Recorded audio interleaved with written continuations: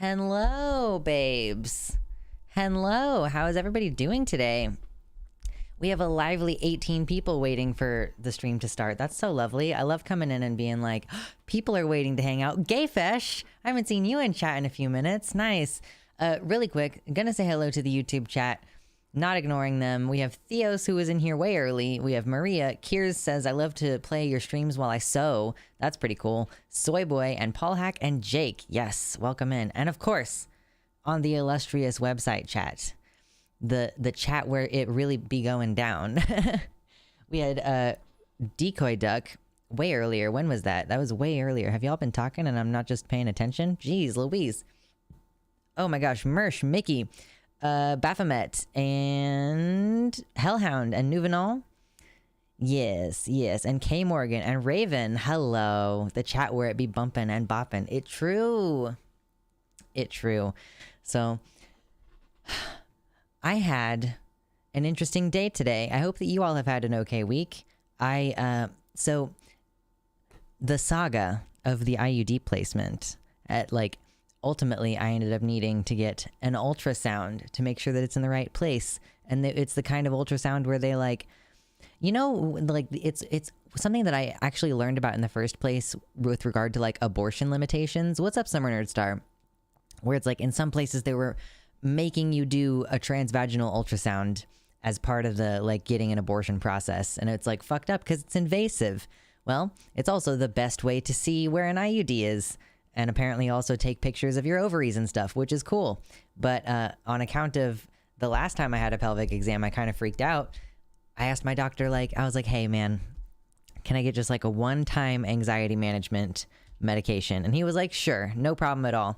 So I got some Xanax, and I took that, and it really, really, really helped. And then I got home, and I got hungry, so I ate some food, and then I took an involuntary nap. 'Twas involuntary. I was just like, wow, you know what? I need to lie down now. And then I slept for 2 hours. So I'm still recovering from that a little bit. I got my coffee. I got my decaf going here. I'm excited because we actually have some news to talk about today. Violet in the Discord chat has been posting in the anti-queer law tracker channel over there. So that's very helpful. Always helps me getting things organized for the stream. Because sometimes I'm there's so much news. How do we narrow it down and decide what to talk about? So that helps because it tells me what you want to know. What you want to be hearing about. What you want me to break down on the stream here. Person who created the IUD, oh man, what if we made a really consistent birth control but also repeatedly traumatize anyone who uses it? I maintain that if they had been able, if I had been able to get a transvaginal ultrasound in the first place to determine whether there was enough space for the IUD to go in without hurting me, that would have been fine. I would have done that preferably, regardless of how expensive it is. It's the part where they have to manually move your cervix around in order to determine if your uterus is big enough, which so they, women who go from having a baby to getting an IUD, they don't even do that part because obviously your uterus has just recently been stretched out. So they don't do that part and they just put the IUD in. The part where they just put the IUD in place, not terrible. Honestly, not that bad. Hurt because of the previous trauma of what they had done with it. It's a literal claw thing. Nightmarish. Anyway. Yeah. It's not a good time. So, but we're past it. Because at least as far as the ultrasound tech was concerned, she was like, from my experience, your IUD is in the correct place. So that's cool. Great. Hopefully not gonna have any issues. The cramping will fucking stop in its own time. Okay, whatever. So that's what my day was like. I had that appointment in the morning, had someone drive me there and keep me company during the check-in process and then drive me home. And then I just absolutely crashed. So we're feeling refreshed, we're ready to tackle anything that the world has to throw at us. Hopefully you all have had an okay last couple of days, you know. Nothing crazy has happened as far as I know. Nothing like cataclysmic has occurred, which is like I'm waiting with bated breath. Like at any moment something awful is going to happen. You never know. Truly, you'd never know. So, oh, and also hi to Sam over in the YouTube chat. How's it going? I appreciate you all being here. If you have not yet hit like on the stream over on the YouTube page, there is no way to do that on the website page yet. I would appreciate it very much. This show is entirely viewer supported. I have yet to take any sponsorships. Not that I'm entirely opposed to doing it, but nobody has. It's like sometimes gum, like a gum company will be like, "Hey man, do you want to like take some of this gum and review it?" And I'm like, why? Like, that's not a cross promotion that I want to do. Counting down the days that I get a notification from Raid Shadow Legends. Every member of the GOP are getting tired of the GOP. They know that they're continuing to commit political suicide. I mean, I hope that they realize gum fandom in shambles. Yes, a gum company asking is so random. I think I did maybe get a more serious inquiry recently that I just forgot to follow up on. So maybe I should check that out. Your boy needs the money right now. Like, it's about to be a rough time of year. I got medical shit. I got car tags I got to renew soon. So maybe someday I will be taking Raid Shadow Legends money. Could be fun. No, I will never take Raid Shadow Legends money. It sounds like a terrible idea. But it's amusing to entertain the idea of being desired. That's what it's really ultimately about. When a YouTuber is like, "Wow, I wish that this company would sponsor me," they're like, it's really secretly, it's like, "Pay attention to me." Like, that's really what's going on at the end of the day, you know. Lindsey Graham angered a number of Republicans, and they got into a heated argument over his pushing for a national abortion ban. I would love to get a link about that, because we are going to talk about the proposal of a national abortion ban today. That is going to be one of the subjects of conversation. Shit, I would take a Raid Shadow Legends sponsorship at this point. Like, as long as I could make it clear in other content, like Raid Shadow Legends is terrible, don't actually buy their game. Like, I mean, you can play it for free, I think, but it's like, it's all the predatory pay to win shit that they do. Oh shoot, a friend of mine got a Raid Shadow Legends sponsorship and didn't get her payment for it. Did she like post the video and everything and they didn't give her the payment? Because that's shitty. I would not want to do that.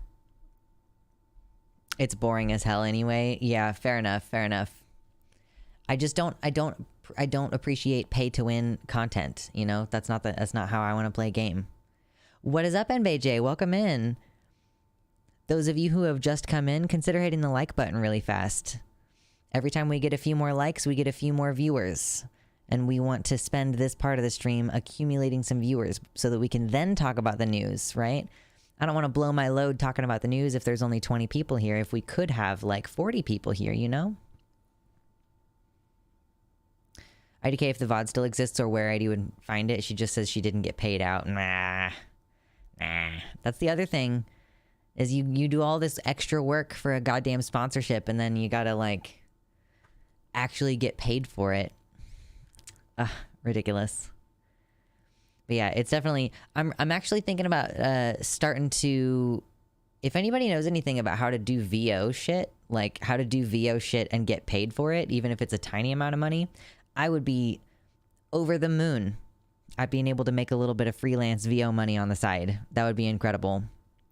I'm ready to make that step, I think.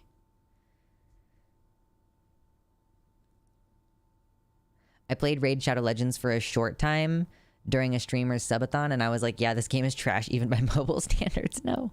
I would love to do VO shit. Yeah, I may know people who can like hook me up with like at least the resources for where to check out finding out VO shit. What's up, Forsh Cat Animations? How we doing in the YouTube chat?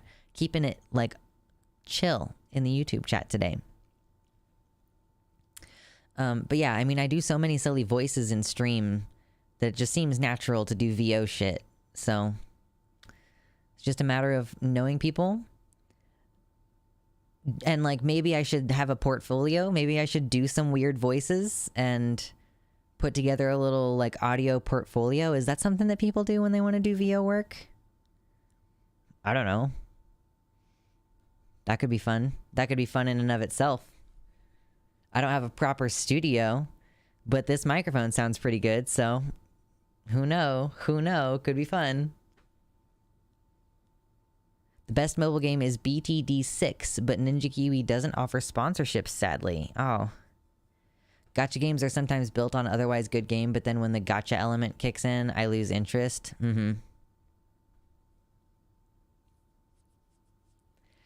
Oh well. Oh gosh. Anthony Padilla posted his "I interviewed trans men." Is that newsworthy? Hey, that could be. Let me pull it up in a tab over here and see if that's something that I'd like to check out today.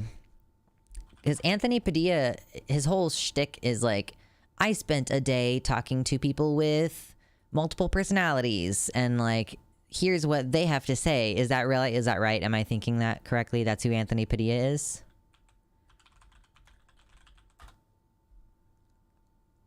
I spent a day with trans men from mother to father. That's a 26-minute video. We could react to that. Yeah, we could definitely react to that if that sounds fun to people. I'm always open to shifting around the stream schedule in pursuit of satisfying your desires. I exist to satisfy your desires. I exist to please you. Non-sexually, unless I start an OnlyFans. Hyper's in chat if you want me to start an OnlyFans and you would sub.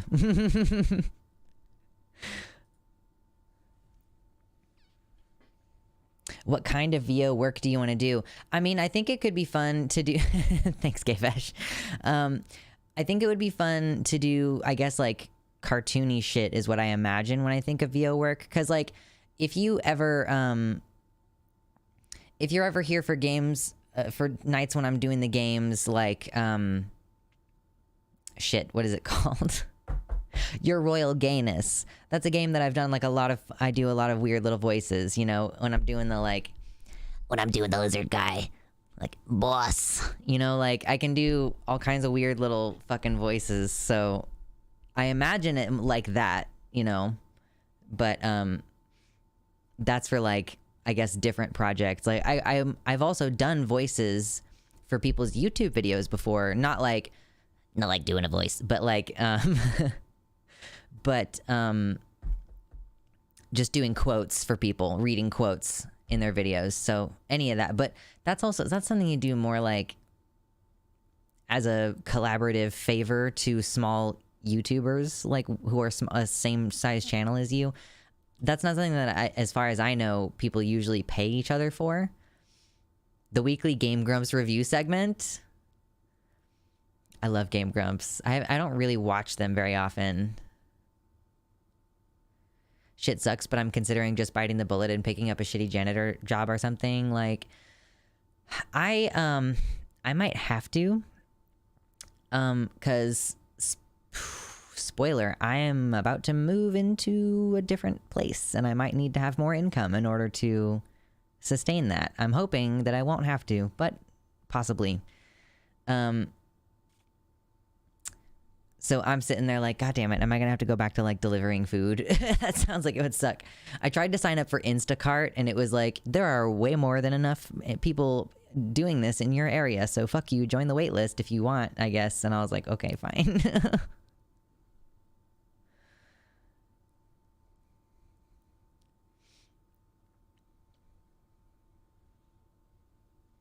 The reviews wouldn't be very useful then if you don't watch. Why do the segment? You're the one who brought up the weekly Game Grumps review segment. I don't do a Game Grumps review segment. I enjoy their content. I just don't take the time to watch very often. And I'll go back and like rewatch like their Breath of the Wild playthrough. Sometimes those can pay. Yeah, janitor jobs can pay well if you are considered maintenance, and university jobs can be very good in this area. I've talked to a couple people who've done work at like state colleges and stuff, and they can be great jobs with like good benefits. Is there an Amazon center near where you live? Yeah, so I am hesitant to work for a place like Amazon because of all the workplace abuse. TLDR. Like, first of all, I don't want to work in a sorting facility because they might not have air conditioning. And I also don't want to work in a delivery vehicle because they might not have air conditioning or adequate time to let you pee. And they expect you to like rush the job all day. And I'm sure that there would be penalties if you try to do your job safely. So I've done work similar to that before, as I used to work for the post office. And I have like enough life experience to know that honestly, like doing this and doing communications and doing VO and, doing this kind of work is probably like the most likely to turn out to be successful and like not actively contribute to my declining health, I worked for Amazon, says K. Morgan, and was lucky to be accommodated for my autism, and my boss was queer. I was there for almost 2 years. To each their own, though. Yeah, I've just heard like a whole lot of horror stories about working for Amazon. Like, I know that like, Gatorade bottles are like easy enough to piss into, but I don't relish the idea of having to piss in a bottle in my van.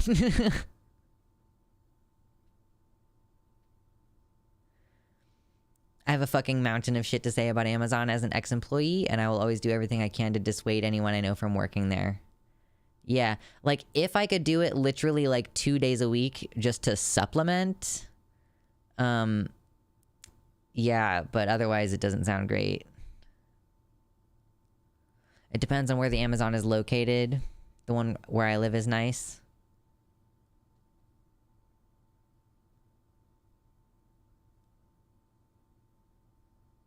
Oh yeah, Baphomet. I was referring to like if you are delivering.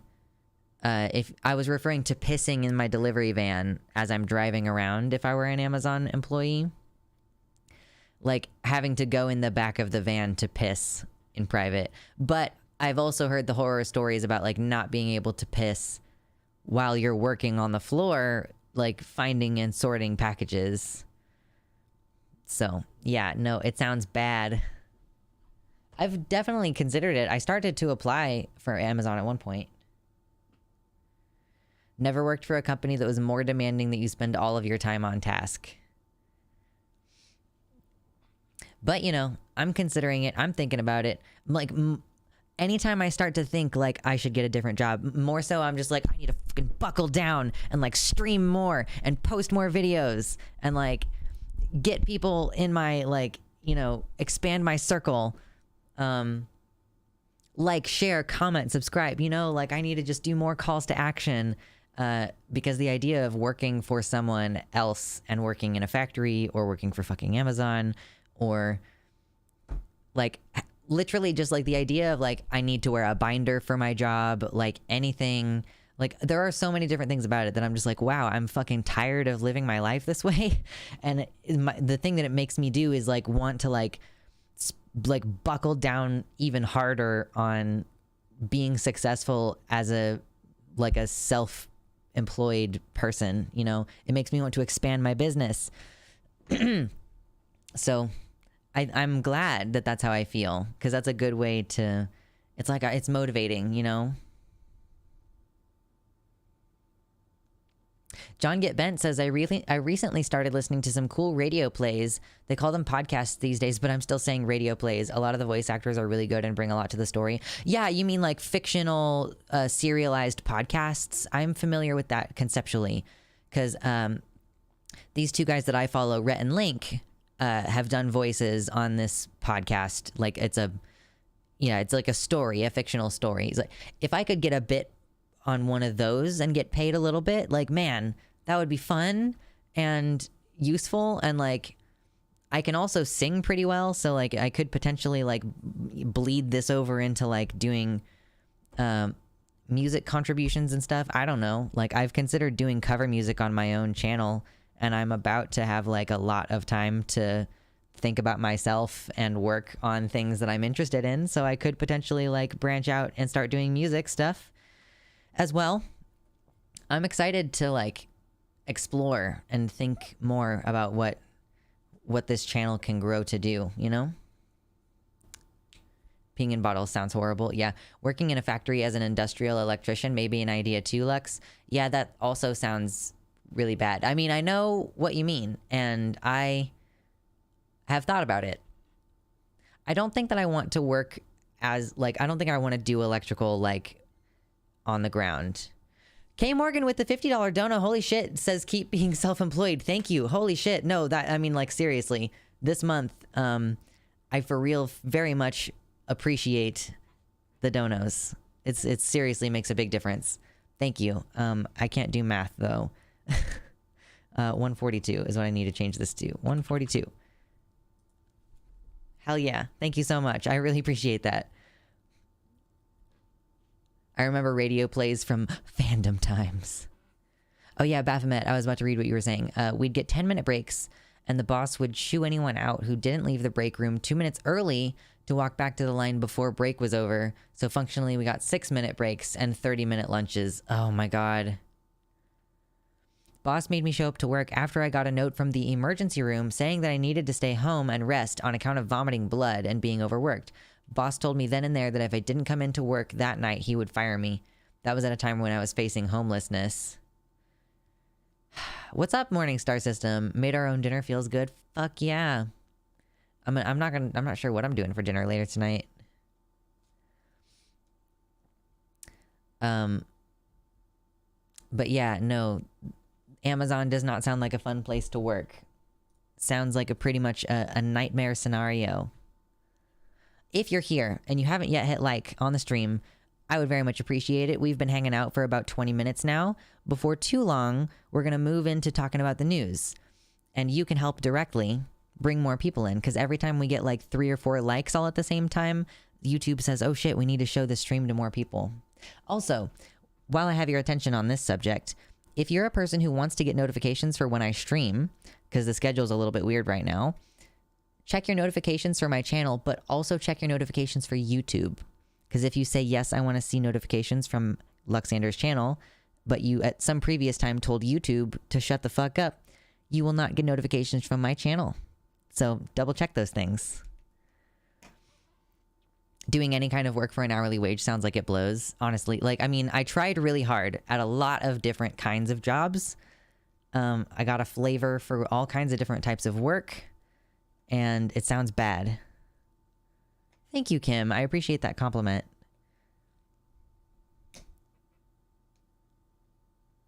John Get Bent is saying one of the podcasts that they listen to is called Hollow by Violet Hour Media, and another is called Hot House Bruiser from Realm FM. Listening to you while working at retail store so I can hear from my people instead of tiny amount at lunch. What's up, Finn? Yeah, even desperate for work, we didn't apply to Amazon. It would literally kill us. Yeah. I'm not excited about the prospect, but you know, we're just going to see how things go over the next couple months. I'm just always excited to sit down and hang out with people for my job. Like, that's basically my job, is to hang out with you. I provide you with a place to hang out, and I get to have the benefit of your social interaction with me. Win-win situation, you know? It is a good time. Excellent, good time. I'm going to sip on this coffee a little bit more. And then I think maybe we could do this Anthony Padilla thing really. I mean, we'll see. If we have energy toward the end, we'll do this reaction to Anthony Padilla thing because it was not on my original itinerary. So we'll put it last. We do have some other stuff that we're going to talk about on stream today. I think first, I want to read this article that Violet posted in the Discord called Why Anti-Trans Laws Are Anti-Science. Obviously, we're going to agree with that probably, but I just want to like look through it and kind of see what it has to say. Maybe it'll give us some interesting new arguments to use when we're talking to people who disagree with trans people having the right to like use the bathroom and get fucking medical care and stuff, you know, like the world is a bad place, but it's okay. And then the LGB Alliance. I don't know if any of you are familiar with the LGB Alliance. Are any of you familiar with the LGB Alliance? Because they're a quote unquote charity that is based in the UK. So I would understand if you didn't know who they were, because it is like it's not a United States based organization, but their entire like purpose is basically they exist in opposition to trans rights because they inherently infringe on women's rights. You know, basically turf shit. And their status as a charity is being challenged. Like, right, you know, in America, how this works, it's like the tax exempt status for a nonprofit organization, 501c3. Part of what you have to do is prove that you do charitable work. Like, part of what you do is you have to prove that you know, what are you doing with your money? How much donations did you get? What actions have you taken to better the community? You know, are you actually a charitable organization? And unless you're a church, exactly, John Getbent. Yeah, I wasn't going to go there today because I don't want to go on a whole rant. Like, churches are considered de facto charity organizations and don't have to prove that they do anything beneficial to the community. So they don't have to be doing food drives and providing shelter. They could just not do those things and they just get that status de facto, which I have a problem with, but I'm not going to go into it too much right now. But basically that status is being challenged for the LGB Alliance. They are on tribunal right now. They're doing like they're in court having to prove that they are not just like a hate group, essentially. They're a 6% queer organization. They're less queer per capita than the general populace. True. LGB Alliance is as much a charity for queer people as Autism Speaks is to autistic people, in the sense that they're not. Yeah. Absolutely. So we'll touch on that. I want to look at some people have been live tweeting the proceedings or giving summary of the proceedings, and I want to like read some of that stuff and see if there's any good memes, you know, just get a feel for what's going on. And what else do we have to talk about today? We'll talk about the national abortion ban and any commentary you all want to add about that. And we'll also end today's stream, unless we do end up getting to that Anthony Padilla thing at the end there. We will, toward the end of the stream, talk about male socialization and female socialization, because I was raised a girl and I feel that many aspects of my personality are impacted by that, but they're also impacted by the fact that I was trans the entire time and just didn't know about it for most of the time, most of the childhood. Excuse me. So we're going to talk about that and how my opinion might, differ from the mainstream. Because why the fuck else would I talk about discourse on Twitter if it weren't for the fact that I have my own thoughts and opinions? Rip in pieces. Oh, I never hit the @ everyone. Okay, now in the YouTube, in the Discord, I've hit @ everyone now. I did it. I've read a few, and there's some interesting stuff being said about the LGB Alliance. Yeah. I wish that there was more, like something more streamlined for all of the, stop it, my camera, stop it. I wish that it was a little bit more streamlined as far as finding people who are live tweeting the course of events, but that's okay. Ordering dinner because my husband broke at work. What should we eat? Yeah, I mean, I guess Chinese is always an easy an easy way to go. Although I don't eat Chinese food very often. I'm also trying not to eat out very much, but I've not been as on it with my grocery shopping. Oh my gosh, my phone says my favorite streamer is live. Are you leaving us, Nuvenol? What's up, Juloris? I think one of our local sushi places has a special on Fridays, but today is not Friday. Today's not Friday. Oh, by the way, if you're one of the people who likes coming to the new Friday streams, like the new Friday at noon streams, tomorrow is not going to be Friday at noon. Tomorrow is going to be Friday at 6 p.m. Oh, you're being funny about the at on Discord. I see. Thank you. Smartass.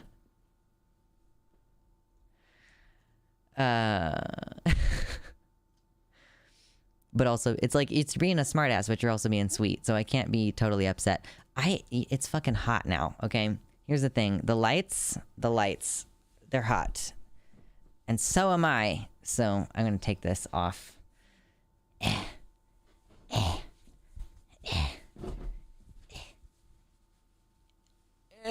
Okay, there we go.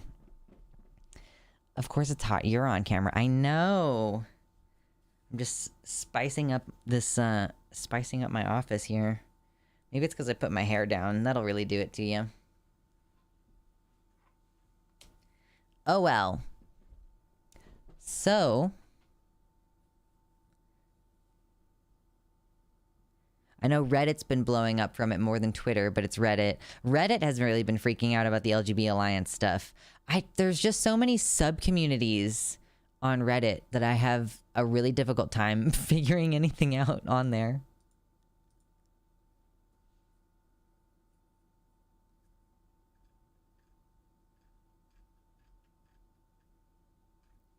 Okay, we're just gonna read this one pretty quick. We probably won't have a lot else to add to this one. Oh, this one's from a year ago too. Wow, we've been like dealing with this for over a year now. That's so depressing. All of these anti-trans laws and stuff. Just want to read this really quick. So, editor's note, as of an updated one from this year,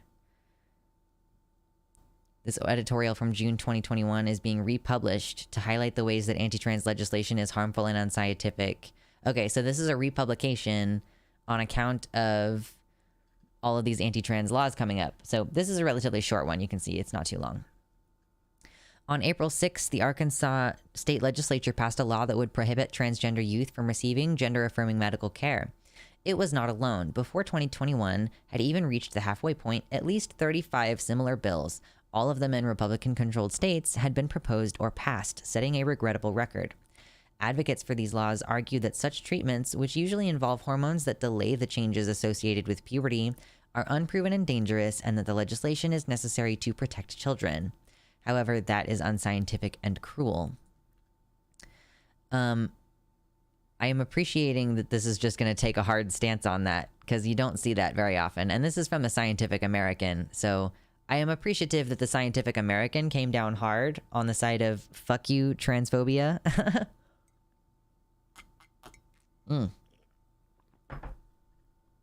The actual danger comes from denying trans people the medical care they need.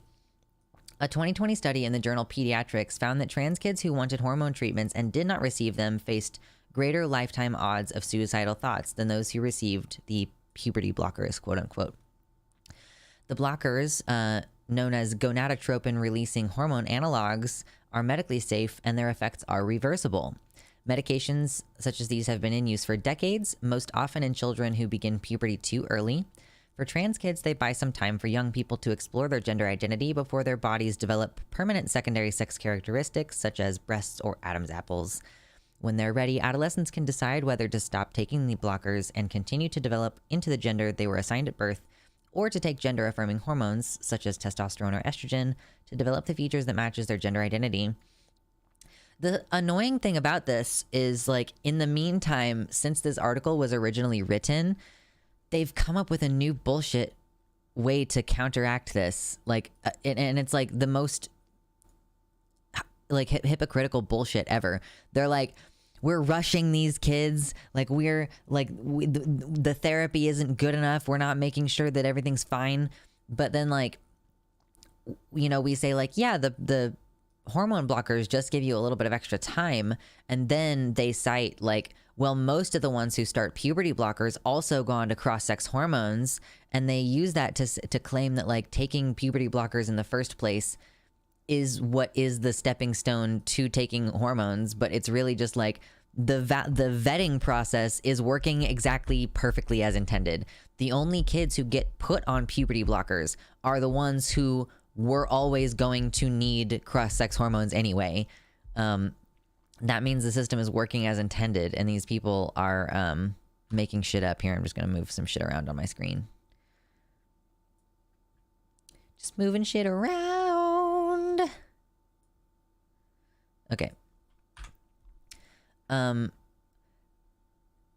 Yeah, puberty blockers are a gateway drug. Literally, exactly, Carter. Anti-trans laws play on fears that children may irreversibly alter their bodies and then come to regret it. Such scare tactics ignore reality for the vast majority of people who receive treatment.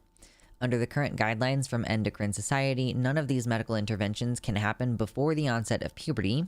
So none of this is happening to like 7-year-olds.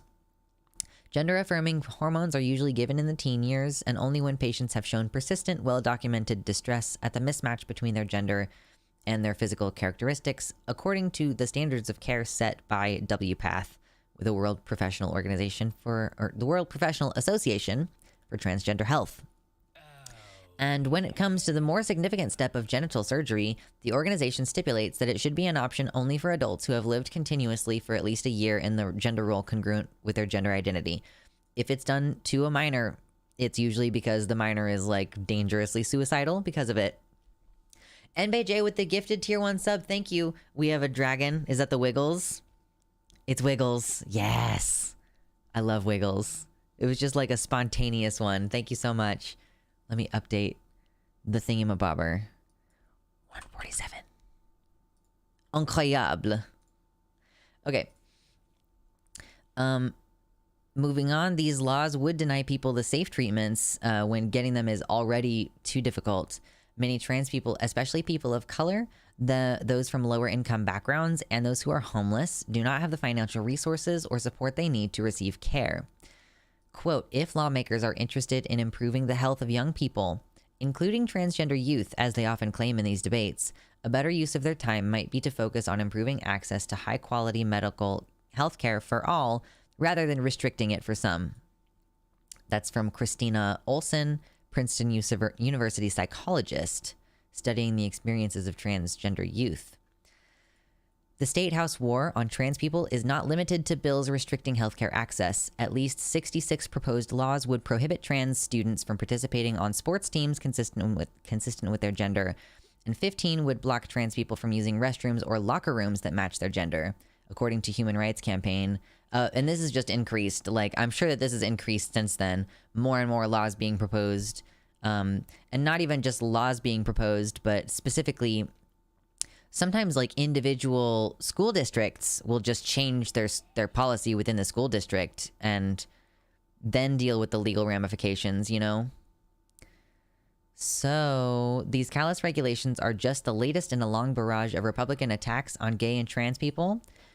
The Trump White House rolled back many LGBTQ protections and even refused to acknowledge Pride Month, traditionally celebrated in June. Yeah. I remember that. They were like, no Pride this month.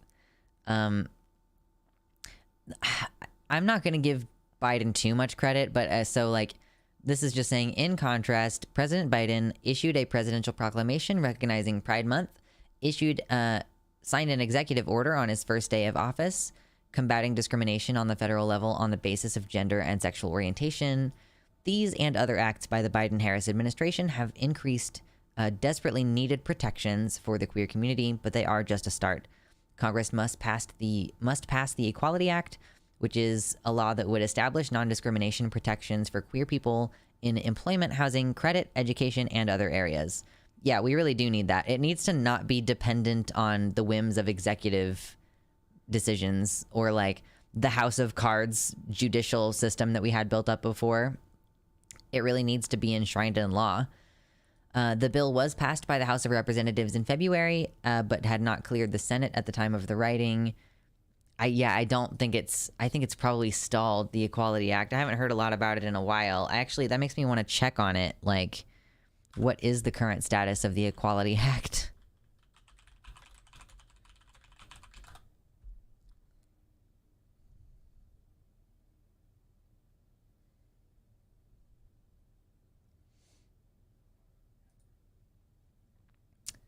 Let's see.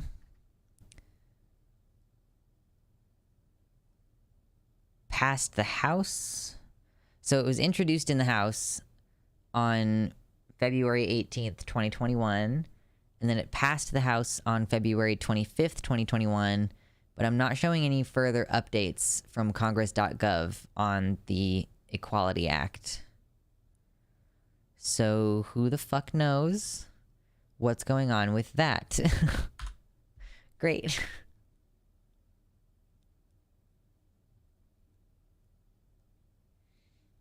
Well-documented distress is pretty vague. How distressed must you be at any given time to access treatments?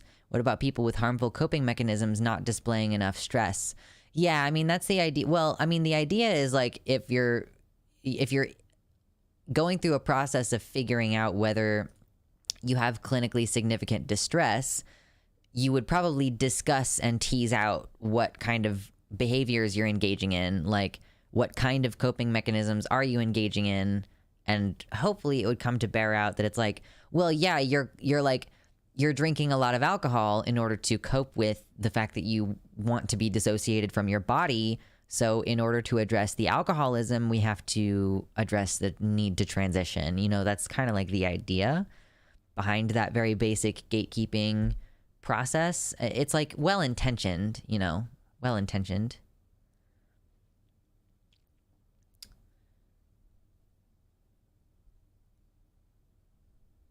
Imagine a dragon Pepe Wiggler. Uh-oh. That would be cool. You can always drop your suggestions for emotes in the suggestions channel on the Discord, and I can let EB the Purple know that you have the requests. I, Glitch, am kind of at the point of not even arguing about my transness. I'm the one experiencing the ancient phenomenon that's existed in every area, in every era, in every culture, no matter what it's been called. The transphobe is just a weirdo following a trend. Others in the system like info-dumping the science. I enjoy info-dumping the science, true. Oh my god. Excuse me. You smoke the herb to not dissociate in my experience. I wasn't talking about herb. I said drinking alcohol, you know.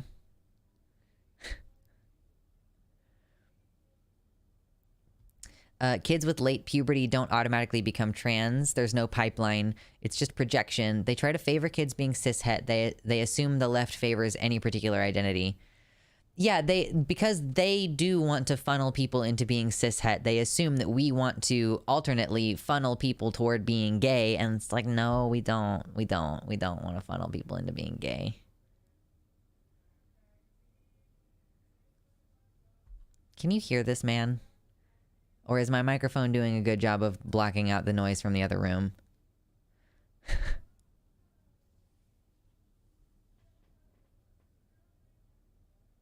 Coping mechanism-wise, obviously they're different things. Yeah, true.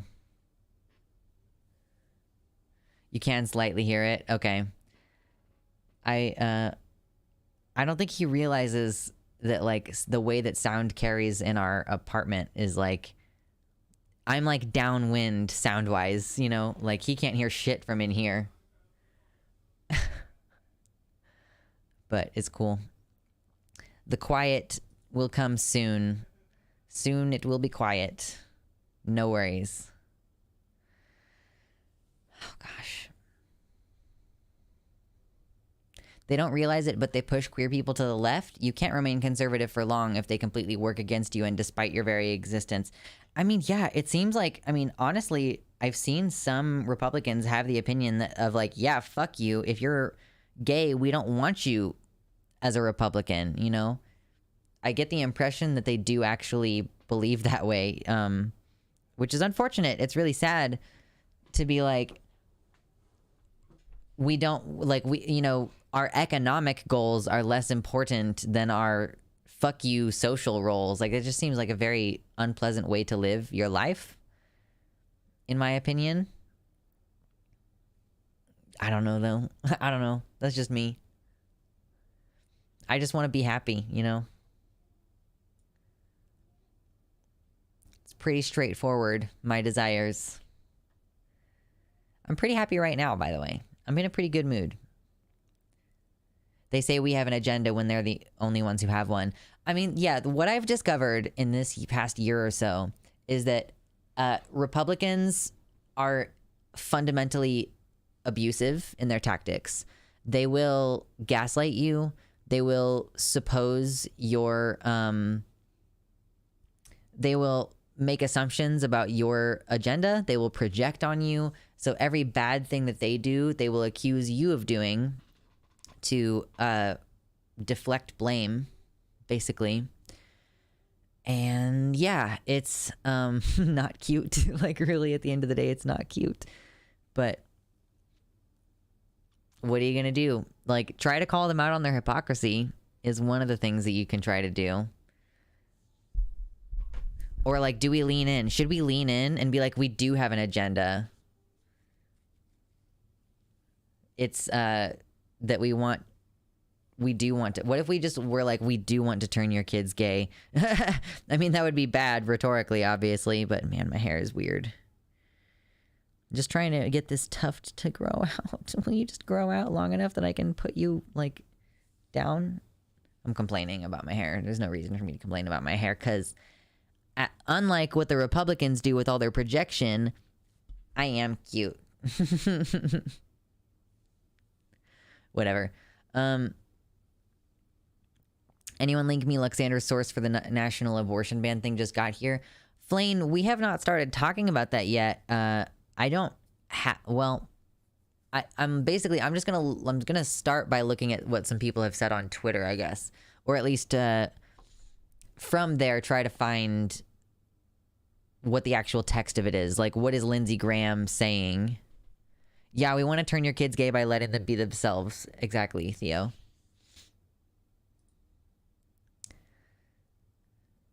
So I don't have my links up yet for that part.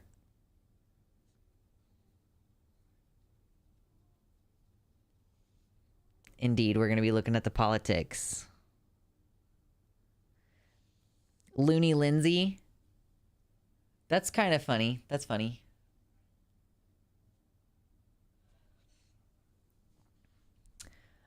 This is just an aside. This is just a thought that I'm having right now. This is just a thought that I had. Do I want to go on this side tangent? Maybe I don't. What's up, Kimber? What's up, Kimber? Seems unfair to the loony, to be honest. Yeah.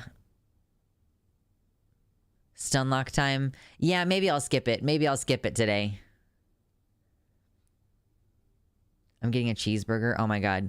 I already got, I ate at Sonic earlier today because I was, like, feeling all bad on account of the Xanax and the ultrasound that I had to get. I'm gonna try to find a cat. We'll do a quick cat moment, and then we'll start talking about whatever the next news item that I have on my list is. I guess we can start talking about the national abortion ban, since we're curious about it. So if you have any links about the abortion ban, drop them. Drop them. I hated Sonic before coming home too. I had a craving for the chili cheese dog. Ugh, it was so good.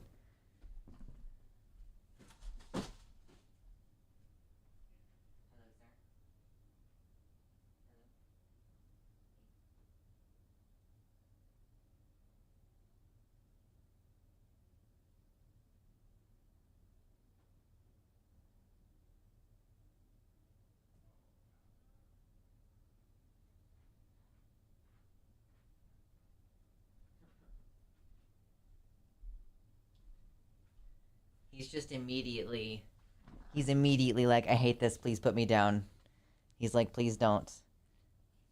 Oh, come here. Hey.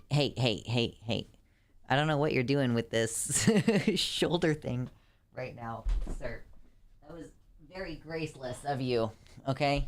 Listen, we're gonna try that again, because that was very graceless of you. Come here. Okay?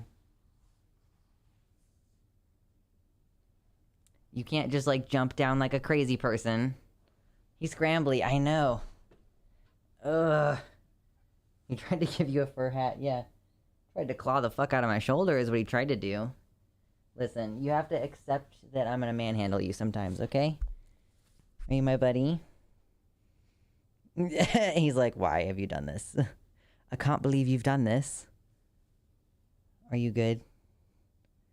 Look at how angry you are. Are you angry? Hmm?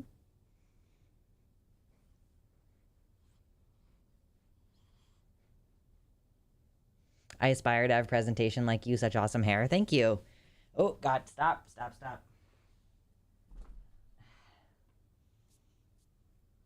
Yeah, he definitely got me on the shoulder there. Oh, well. Hazards of having a cat. Okay.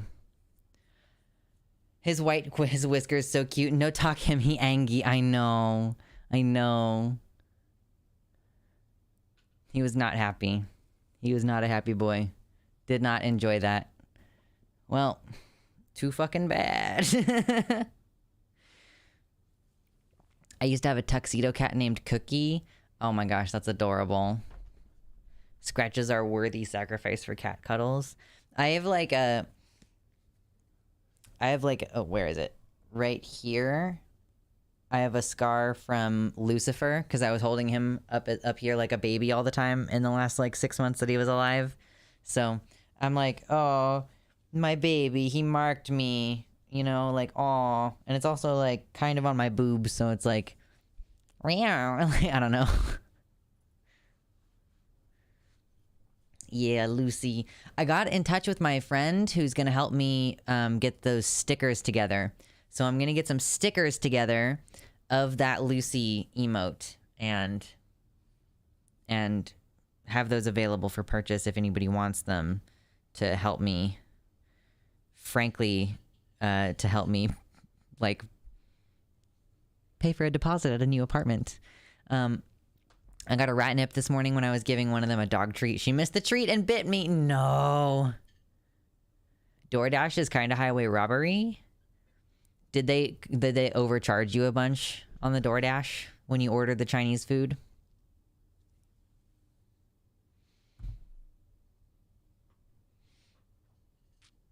I've thought about doing DoorDash also, but it's like, I've heard that they take all of your money. He's so large. I know, my cat is a giant fat cat. It's all good. Hey, we're about to start talking about the national abortion ban. So if you just came in and you have not yet hit like on the stream, consider doing that over on the YouTube page, and then join us on the chat over here on the website. I do not dual stream to Twitch. So the chat that you're seeing on stream is not from Twitch. Okay. Ooh, this article looks like it's gonna get us fucking started. Yeah, baby. This article is gonna get us fucking started. The gig economy, true. But hey, it'll be the first time that I'm providing like a physical reward. Oh, and it also means that I finally get to start a fucking P.O. box. So once I get those stickers, I'll have to have a return address, so I'll be able to start a P.O. box. I know, NBJ. I wasn't using DoorDash. I was using a similar service. But yeah, $15 of fees and then a $5 tip. The thing that was bothering me is it would say outright, like, this place has a $4 fee. And you'd be like, great. And then at the end, it would have the $4 fee and then just, like, included in the taxes. It would be like, by the way, an additional $5 service fee. I'm like, what the fuck is that for? Like, why are you just nebulously not explaining why... like, why you're charging me so much money? Like, it's $20 extra, basically, anytime you want to order food. So like I've basically just switched to like, well, I mean, partly it helps that I don't drink alcohol nearly so much as I used to, because then I can just go buy food, you know? I can just go pick up, I can order pickup and just go get it.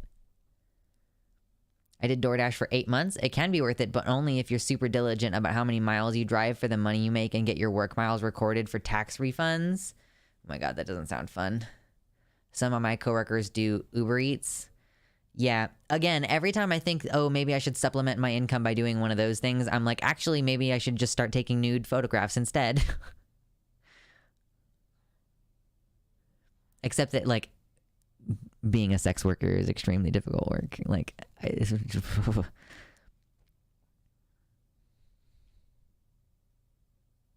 yeah, it's a hassle and you're using up the life of your car. Because it's not just your mileage that you need to be compensated for. It's also your, it's not just the mileage. It's also the maintenance on your vehicle. Okay, cool. So I've got a couple of links for us to start talking about this abortion ban. It just makes no sense to pay someone to bring it to me when I have a car. Yeah, I mean, honestly, it makes sense to order delivery food if you're drunk. And that's basically like it.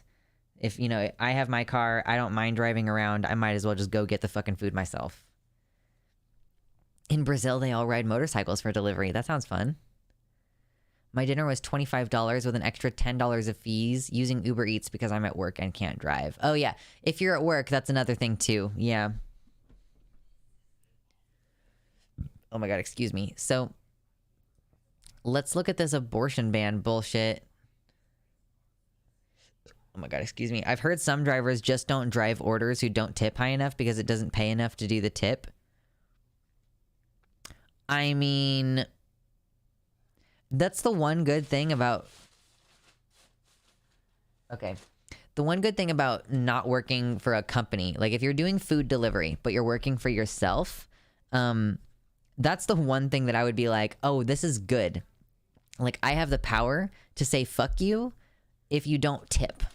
Like, because that's something that always really bothered me. I'm like, you should not order the delivery if you can't afford the tip, because the tipped worker is only making like $4 an hour, you know, because the presumption is that you're going to tip. And then you just have to hope that if you don't make up to minimum wage through your tips, that your boss will like appropriately compensate you. And you have to be fucking watching your paycheck like a hawk to make sure that you're not getting screwed out of any of your money. And I would like to just like drop people's orders on the floor when they don't pay, or like if they don't tip. Like, I would like to do that. I understand that some people are economically disadvantaged, and I still think, as a poor person myself, that if you cannot afford at least a 15% tip, you should go fuck yourself. Personal opinion. Like, I am poor, okay? And I still think, like, I'm poor and disabled, so I have a hard time, like, having the energy to cook all the time and stuff. Like, I still think if you cannot afford to tip, go fuck yourself. Don't order delivery. Yeah, wage theft is definitely a part of it. Why not pressure companies for paying $4 an hour, though? Okay. Yes. Like, if you're the kind of person who's pissy about tipping, then you should make a phone call to the company. But if you're going to order from me, like, the situation is still what it is. And, you know, like, yes, the company is ultimately responsible for both your suffering because you have to pay me a tip and my suffering because I have to deal with scrounging for tips, you know. See you later, Kiers. It's still like you're still participating in the system and you're still obligated to do your part, you know, like it's still not okay for you to skip out on the part that has been presumed in our society to be, you know, tipping is part of our culture, right?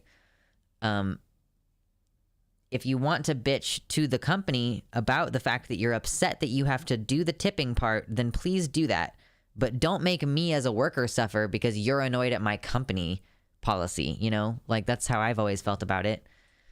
It's like not my fault that the situation is what it is. You know, you're cutting into my pocketbook because of your annoyance on the principle of the thing. And it's like, yeah, I get it.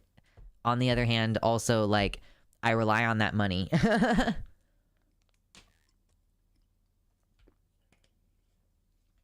Yummy. Hail hydrate, y'all. Hail hydrate.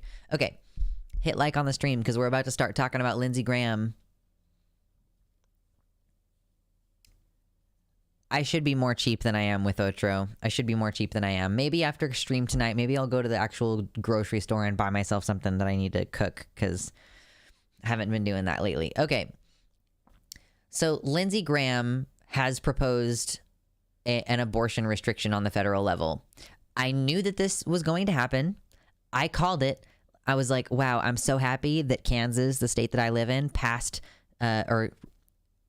neglected to pass the constitutional amendment that would have enabled the ability to restrict rights to abortion, right? We protected our right to abortion constitutionally in the state of Kansas. And I was like, damn, I'm so proud of us. However, I had a sneaking suspicion. I'm like, our state law doesn't mean anything if a federal law passes, because that's the way that shit works. The federal law passes a law, and then all the states have to follow it. The state cannot pass a law that like overrides the federal law. Like, technically, a lot of states are doing this like in a sort of illegal manner by legalizing cannabis at the state level, and the federal government is just very politely turning the other way, or alternately attacking certain small businesses that they take personal issue with, such as ones owned by people of color. That's totally aside, though, because we're here to talk about Lindsey Graham. I knew that they were going to do this, and here they are, introducing an abortion ban. And it's like supposedly a late-term abortion ban, but I believe that it makes the restriction at 15 weeks, which is not very far into the pregnancy. Although, like, I mean, I guess, yeah, you're like, the total pregnancy is supposed to be like 40 weeks, so 15 weeks is still pretty early percentage-wise. So let's look at this article over here on The Intercept. Graham's bill feigns a flawed compromise while drastically increasing enforced births and criminalizing medical care. So on Tuesday last week, September 13th. Yeah, Tuesday last week, South Carolina Republican Senator Lindsey Graham announced plans for a federal abortion ban. Anyone who has paid even marginal attention to the right's long assault on reproductive justice expected this move. This was never about states' rights. A nationwide ban, a mass criminalization program, was always the plan. Absolutely. Graham held a press conference with anti-abortion leaders to announce the introduction of the Protecting Pain-Capable Unborn Children from Late-Term Abortions Act, which is a 15-week ban, aligning with the current restrictive legal status quo in post-Roe Wade Florida. The bill's title toes a delicate line for Republicans, signaling the developing GOP approach when it comes to achieving the unpopular goal of banning abortion nationally, couching it in qualified language to not alienate voters in the midterms who would oppose a total ban.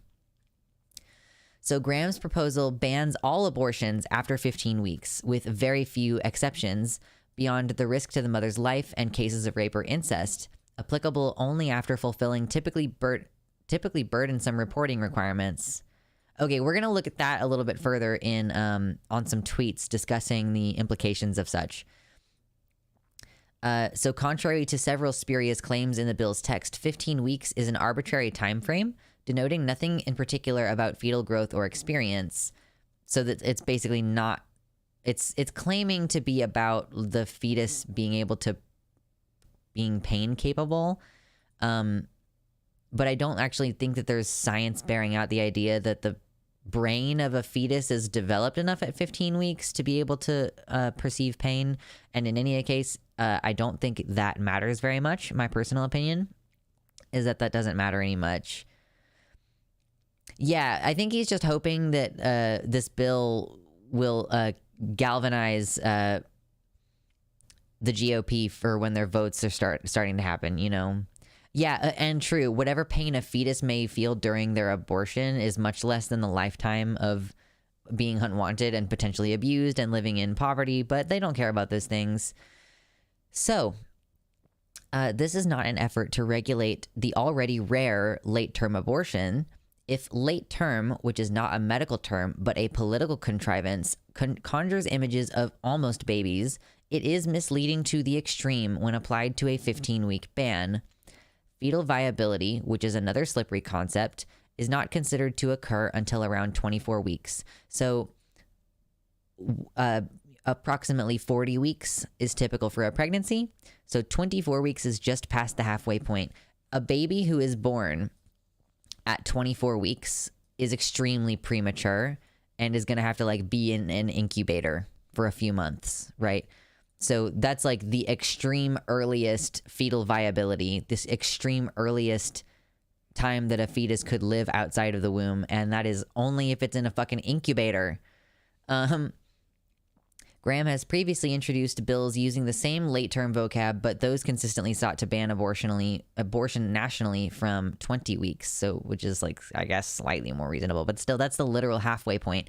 You're calling it a late-term abortion when it's like at the exact halfway point of the pregnancy. When I think of late-term abortion, like I think that's a politically charged term that makes you think, again, like I think this article already stated, like it makes you think of like an 8-month baby, like an 8-month fetus, you know, like the person is already bursting from at the seams with their pregnancy, and the thing is like moving, like you can feel it moving around under the belly and shit. Like that's what I think of when I think of a late term abortion. I don't think like the thing is still like this big around, you know, at like 15 weeks, you know, like that. And I don't even know if that's accurate for 15 weeks. I was 16. Wow, Finn in the YouTube chat says, I was 16 weeks premature and was hardly a baby. My skin hadn't even finished developing. That's terrifying. I'm glad that medical science enabled you to live, because that sounds awful. Wow. So congressional Republicans are threading the needle. They and their most fervent Christo-nationalist supporters have a clear desire to decimate women and pregnant people's bodily autonomy. But after seeing the backlash to their support for overturning Roe, they also harbor a fear of losing votes by revealing a hardline stance. They really are like being little piss babies about like, we can't be outright about our beliefs on this. Yo, if you've not hit like on the stream, please hit like on the video. It's much appreciated. It's super helpful. Thank you. So Graham himself has little to lose coming this November. He is not up for re-election until 2027. Oh my God. How? Like, when was he last voted for? And he's not up for re-election until fucking 5 years from now? What position does he do they have like 8-year terms, or did he just win the vote like last year and it's a 6-year term? Because that's, oh my God, fucking 5 more years of Lindsey Graham. Oh my God. His proposed abortion ban is, however, reflective of what the GOP can try to present as a compromise. It should, of course, be rejected as such. Reproductive freedom should not be a question of compromise to protect just some abortions. The stand against forced birth should have no caveats. Man, respect. He won it in 2020, so he has it must be a 6-year term. He won it in 2020, got like re-sworn in 2021. Okay, 6-year term. A 15-week ban is highly restrictive. It will prove deadly and immiserating for many thousands of people, particularly Black women, who are over 3 times more likely to die from a pregnancy-related cause than white women. Yeah, Black women do not do well in this country when they're trying to give birth. Like, we systematically ignore their needs. It's horrendous. Like, it's truly horrific. Most red states, especially since the fall of Roe, have already institute abortion bans at least as harsh as the ones Graham is proposing, such as the vigilante enforced abortion bans in Oklahoma and Texas. Yeah, I believe the Texas one gave you like a $10,000 bounty if you report someone successfully, if you report someone who has committed the crime of getting an abortion or whatever. Oh my God, Finn, that story is insane. I'll have to read it in a second. Graham's bill, were it to pass into law, would primarily alter laws in states where abortion remains protected. Yet the existence of draconian bans from 6 weeks, or, as in the case of Oklahoma, the moment of fertilization, should not render a 15-week ban acceptable. Yeah, I appreciate what this person is saying, like, oh, like, a 15-week ban isn't as bad as a 6-week ban. Like, they're both bad. They're both very bad. You should not give a single iota of ground to these people, because you give them an inch and they will take it all from you. Yeah, the maternal mortality rate for Black women is significantly higher. So Republicans, while comfortable enforcing Christo-nationalist minority rule, are aware that support for abortion rights could severely hurt them in the midterm elections. I mean, again, like thinking back to that election that we had here in Kansas, like there are only 2.2 million voting adults in the state of Kansas, and like 900,000 people voted on that ballot issue of whether or not to protect abortion. And of those 900,000 people, like, 550,000 people said, fuck you, we want to protect abortion. Like 1/4 of the total adult voting population in my state, in my red state, came out and voted to protect abortion. So yeah, the Republicans should be shitting their pants right now because they're fucked. Like, if that momentum goes anywhere, if people in states like mine realize that, like, oh, it turns out when you put these issues on the ballot, we overwhelmingly can protect our rights by the vote, like, you know, that's a whole bunch of people who probably didn't think that their vote mattered for anything. And it's like, yeah, it turns out if you vote, and especially if you vote local, those make a really big difference. So let's continue. Opposition as well to the Supreme Court Dobbs v. Jackson Women's Health Organization overturning Roe is one of the only galvanizing forces likely to stop a red wave come November. The ballot victory to keep abortion protections in the state constitution of Deep Red Kansas, for instance, set a clear message. Voters might not like the Democrats, but they like abortion access. So, I mean, we've been gerrymandered all to fuck too. Like, to be honest, like, I think Kansas would be a purple state, except that we're gerrymandered all to fuck. Several GOP candidates, like the fascistic Blake Masters in Arizona, have since scrubbed the hardline anti-abortion messaging from their campaign websites. Fuck you. The Republican gambit rests on the assumption that while total abortion bans are unpopular, many potential voters are comfortable with some form of regulation around the procedure. The fact that the Democratic mainstream has spent 3 decades defending abortion only as an unfortunate rare necessity rather than the social good that it is has no doubt served the current Republican calculus. Yeah, I mean, this is because the Democrats are just like milder neo-fascists. In response, we must continue to reject the criminalization of abortion in any form. Bro, spittin'. This article is like spittin'. Yeah, pulling no punches here. I appreciate the strong editorial position taken in this article. Even if Republicans win the Senate in November, Graham's bill is highly unlikely to pass. With the filibuster remaining in place, it would require 60 votes to overcome the procedural hurdle. And when Graham proposed the 20-week national abortion ban, while the GOP controlled both Congress and the White House, he was unable to get the legislation passed. Okay, get fucked on Lindsey Graham. The fact is that they're just going to continue doing this repeatedly until they manage to squeeze one through. The long odds of Graham's effort should not serve as a reason for inaction on the part of Democrats in Congress or in Democratic-led legislatures. Republicans continue to make clear that their successful assault on abortion rights is far from complete. It remains the order of the day to strengthen and codify state law protections where they exist and, crucially, throw our support behind those on the front lines in abortion-banned states. Rejection of bills like this one should not be solely situated in their misleading labels. Even if it were a late-term abortion ban, it would still be unacceptable. Whether at 6, 15, 20 weeks, or much further along in the process, there can be no space in reproductive justice for criminalization. Damn, that is a very well-put article. Who wrote this? Who fucking wrote this? Natasha Leonard. Bro, she be spittin'. She really be spittin'. We appreciate Natasha Leonard. this, man,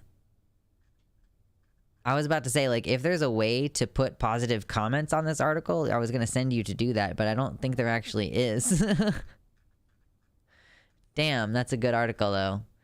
I was also going to look at one other thing about this really quick. Talking about the effects of this ban. Christianity masks bigotry in the GOP. The anti-abortion crap has nothing to do with being pro-life. It's pro-suffering and keeping people down. Yeah, I mean, it definitely disproportionately affects lower income people, right? So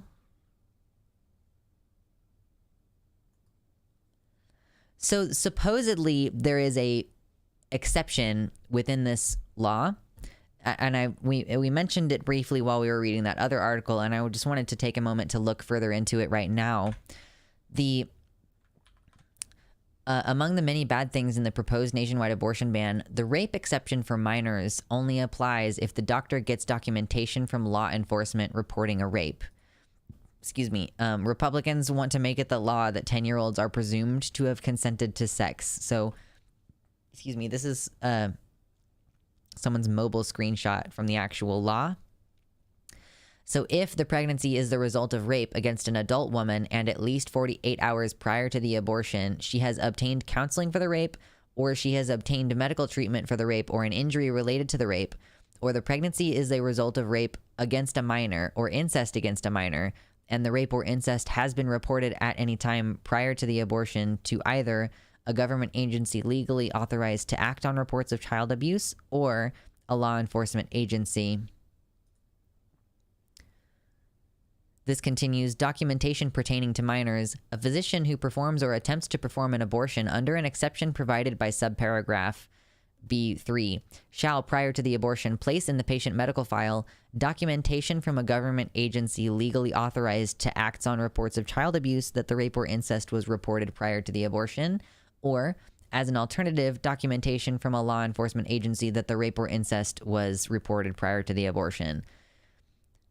So the reason why this is an issue is because, like, I mean, yeah, what this person basically says, like, Republicans want to make it the law that 10-year-olds are presumed to have consented to sex. Like you have to have, like, the situation that this is going to put people in is like, okay, you're like a 10-year-old child who's been raped by your uncle, and your mom wants to get you an abortion. Or I don't know, maybe it's even like, maybe it's your dad or your stepdad who got you pregnant. And so your mom, in order to protect you from an abortion, has to go to the police and tell the police that her husband raped her daughter.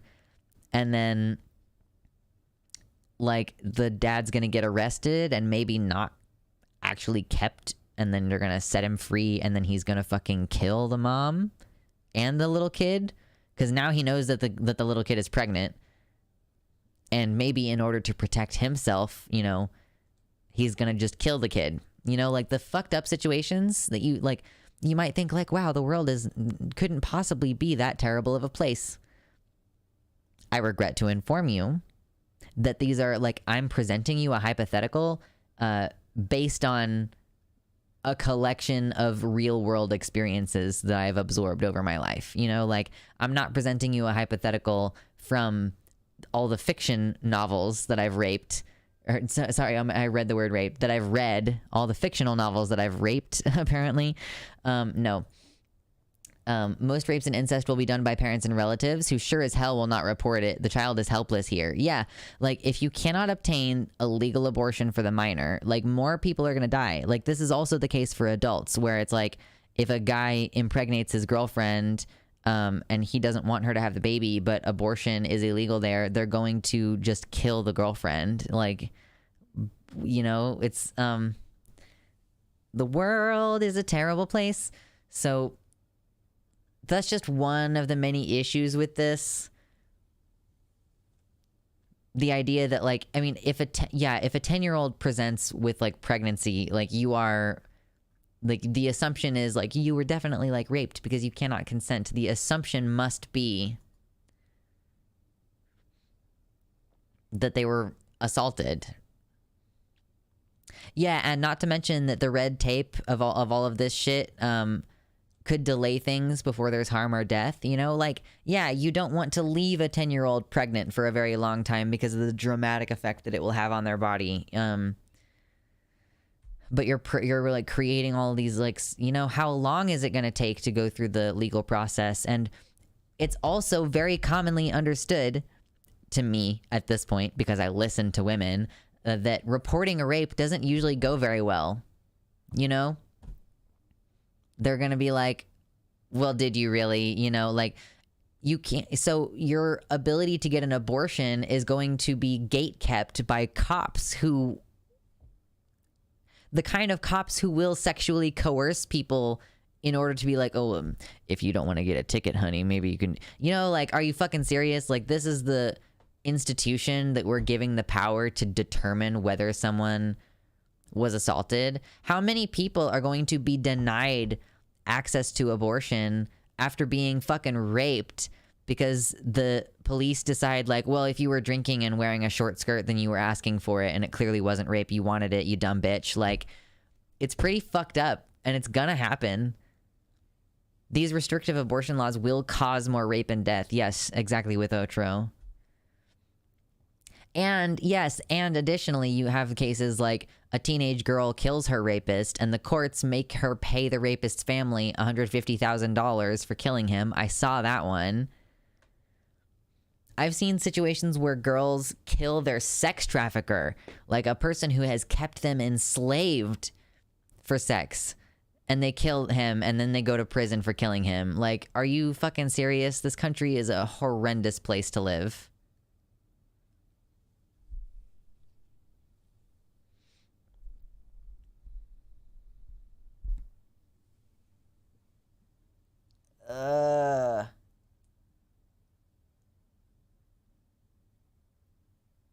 Yeah, true, John Get Bent. Oh, what's up, Andrew? Not to mention their social life. A few girls I went to school with had abortions quite young, and some people never looked at them the same. Like, people are still gonna know that she's been pregnant, usually, you know? Like, it's not gonna make the problem just totally disappear. There is still gonna be a social thing where she's like, it's like, oh, she's a slut, you know? No matter what the situation was, even if she was coerced, even if she was raped. I've seen a tweet thread going around too of a woman who's like, I got pregnant when I was a teenager, and I thought, you know, if I was old enough to have sex, then I'm old enough to have this baby, and I'm going to do the right thing and keep it. You know, surely there will be supportive systems. But then when she actually had her baby, she was spurned and scorned and not given assistance and was treated like, you know, she was a slut who did the wrong thing. And like, it's just an impossible situation to put someone in. Luckily, someone got the girl a GoFundMe and they raised $300,000 so that she can pay it off. That's awesome. And then she can have some college funds. I'm so happy for her. I see the potential for more rapists ending up dead too. There was a case in Ohio where a child rapist was found dead along with a family member of the child victim, a murder-suicide. I did see, oh yeah, it's fine. It'll come back. I did also see a case, not a case, but I've seen signs. I've seen like women holding signs at protests where they'll say like, if getting an abortion is going to catch me a murder charge, I might as well kill my rapist too, you know, like.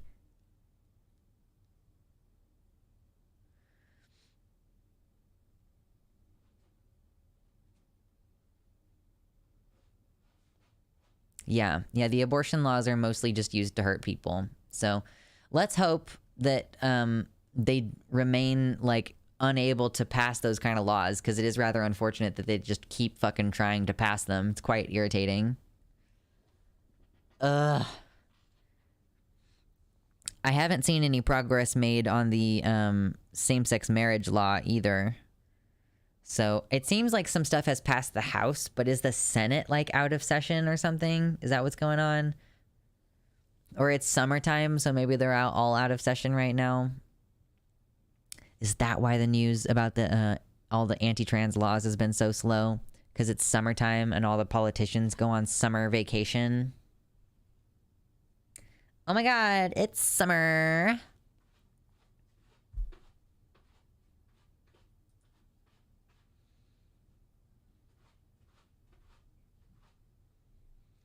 See what else is on my list. We have knocked off two of the things we needed to talk about today. I'm gonna take a minute to just like chill after that one. Oh boy. Excuse me. The Catholic Church is putting millions of dollars into anti-abortion political groups to pressure politicians to pass anti-abortion laws. Hasn't the Catholic Church like pretty consistently done that? Yeah, I thought the Catholic Church was like the main fund, like the main producer fund person behind all of the anti-abortion stuff in Kansas. There were a couple people who I know who live in Kansas who were taking pictures of like it's like this church has signs in the yard for voting, encouraging people to vote for this amendment to restrict abortion access. And I'm like, honey, you can send that to the IRS and they might lose their tax exempt status because they're not supposed to try to tell people how to vote. Catholic Church needs to be taxed and pay reparations to its millions of victims. Cannot disagree with you there. Fuck the Catholic Church. It's done a like net bad for the world, I think, at this point. Oh my god, are you screaming? My cat screamed, but only once. And then I asked if he screamed and he was like, okay, calm down. Got my coffee. Oh my gosh, my coffee.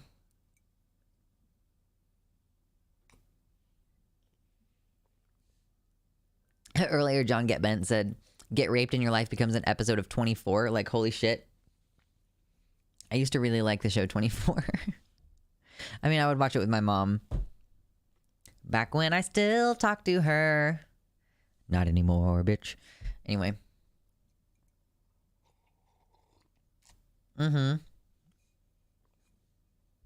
Yes, we do have a coffee emoji. Coffee. I'm gonna kill this one before too terribly long. If you're just coming in and you haven't yet hit the like button on the YouTube page, please consider doing that really fast. We're just in a very brief lull before we move into talking about the LGBT Alliance Tribunal. We're just kind of taking a quick breather between subjects. I have a pimple on my scalp. Oh, and it hurts. Oh, man. Why do pimples on the scalp hurt so bad? It's because there's very thin skin. Oh my god, it hurts. Okay, stop touching it. Congrats. 39 concurrent viewers and 56 likes. We love to see it. Hell yeah. Hell yeah. This is a good chill stream. I'm enjoying this. We're having a good time. We're having a good time. Yeah, I'm excited about going to... I'm going to wash my hair tomorrow. Boy, I have like a schedule now. I'm like, I'm going to wash my hair on these specific days of the week. A couple of coffee emotes. Oh, I do still have that one. I have Peepo coffee. That's true. Oh. Oh gosh. The LGBT Alliance thing is pretty embarrassing. If any of you know of anyone on Twitter who's been live tweeting any of the stuff about the LGBT Alliance, I'm going to make sure that I have, I'd like to have at least one person to pull, or at least two people to pull from. I have True Solicitor. The person who I originally was following was Vivian Wolf. I think Mix Vivian Wolf is her name. She hangs out and stream chat sometimes with us, but she is British, so she only has the ability to hang out with us on our European stream days. Which, just another reminder, we're not doing the European time tomorrow. I decided during this time that I was going to do Friday streams at noon instead of my Sunday streams at noon. But tomorrow, we are continuing to do more work with our political coalition of trans streamers. So that stream is going to be at 6 o'clock, roughly 6 o'clock tomorrow, Central Time. I haven't heard of someone getting a pimple on their scalp. Yeah, it happens sometimes. Like, I mean, your scalp is covered with skin, so you get pimples sometimes. It do be like that occasionally. So, LGB Alliance is what we're looking at here now. Oh yeah, I was gonna see, is there like LGB... Do we have any hashtags or anything?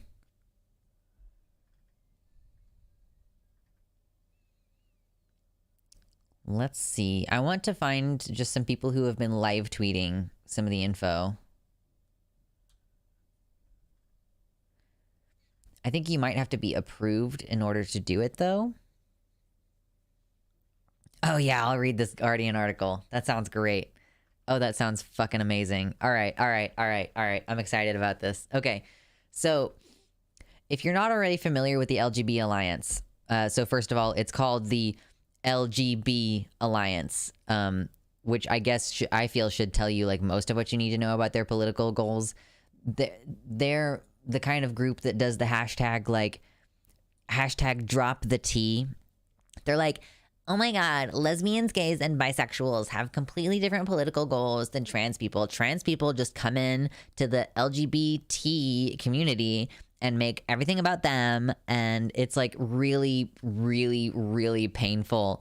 And it's like also like incredibly ignorant, because like I feel like it's pretty safe to say that the overwhelming majority of trans people are also queer.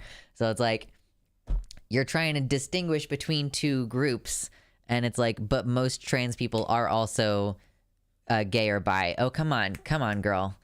Am I gonna have to turn the fucking camera off and back? I'm just gonna turn the camera off because I am in the middle of trying to do a segment right now, and I really am just not having the patience for this at the moment. Okay? Thank you.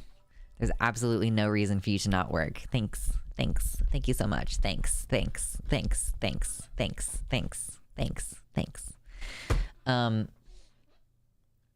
Anyway. So the LGB Alliance, their whole thing is like drop the T. Okay? We are now having their charity status like checked, because they're a charity status in like the UK. They have to prove, kind of like we do in the US, that what you're doing is charitable work. You actually have to prove that there is a reason for you to be like tax exempt or whatever. So because of the fact that the LGB Alliance has a tendency to mostly attack other organizations, like the Mermaids, if any of you remember that like huge H-Bomber guy stream that they did a couple years back, like the point of that I think was to raise money for Mermaids, which is a charity that helps transgender youth. They just like help them talk their issues out basically. And LGB Alliance like was one of the groups that was challenging Mermaids tax status. Like they shouldn't be given this, a lottery is what it's called. Like they have a certain amount of public funding that's allocated to these different groups. And so LGB Alliance was among the groups who were challenging Mermaids, even though Mermaids is like a group that does a lot of good work, a group that they don't provide puberty blockers. They don't push anyone toward transition or anything. So that's part of what the subject of this tribunal is like, what does the LGB Alliance do except for throw out abuse and challenges toward other people's legitimacy and stuff. So it's been a few days of this now. Like it's been a couple days of this in the tribunal, and I'm curious about this Guardian article. Do I have ads on here? Am I able to turn the ads off? Why do I have ads turned off on this? Why do I have ad blocker turned off on this page? Is it because it won't let me look at it if I don't have the ads on? Is it sketchy like that? Oh no, it's working just fine. Okay, great. Here we go. So LGB Alliance co-founder breaks down in court when asked to define lesbian. It's presumed that there might be just something else going on with her. Like it wasn't that the questioning was aggressive or anything. perhaps something is going on outside of this court that made her react this way, but I still think it's funny. So the court case over the organization's charitable status brought by trans rights group is adjourned after this exchange. A co-founder of LGB Alliance was reduced to tears during cross-examination on the definition of the word lesbian on Thursday, which prompted the court to adjourn.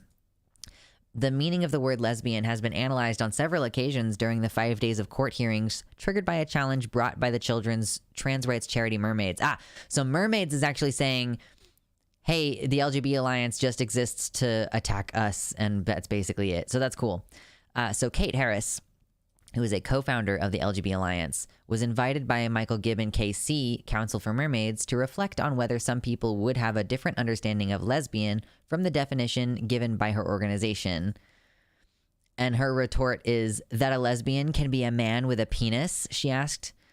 Gibbon said, putting it in a more neutral way, that lesbians can include someone who is a woman as a result of gender reassignment. And then Kate Harris, who is a lesbian, was distressed by the exchange. The judge called for a short adjournment. Gibbon later apologized that if he had, quote, raised something inadvertently upsetting, he didn't mean for that to be the case. What is this? Is this TPU? Okay. All right. Sorry, momentary distraction. So then Kate Harris replied, I'm going to speak for millions of lesbians around the world who are lesbians because we love other women. We will not be erased, and we will not have any man with a penis tell us he's a lesbian because he feels he is.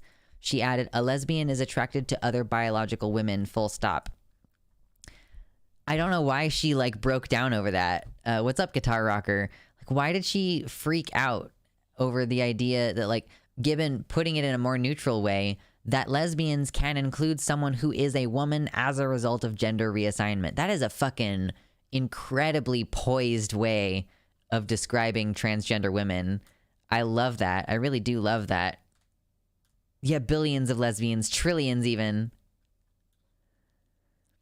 So Mermaids is arguing the LGBT Alliance was created as an anti-trans organization with the explicit purpose of undermining the work of Mermaids and other such charities as Stonewall, questioning whether LGBT Alliance meets the legal threshold for charitable status, which does require its purpose to be, quote, exclusively charitable for the public benefit.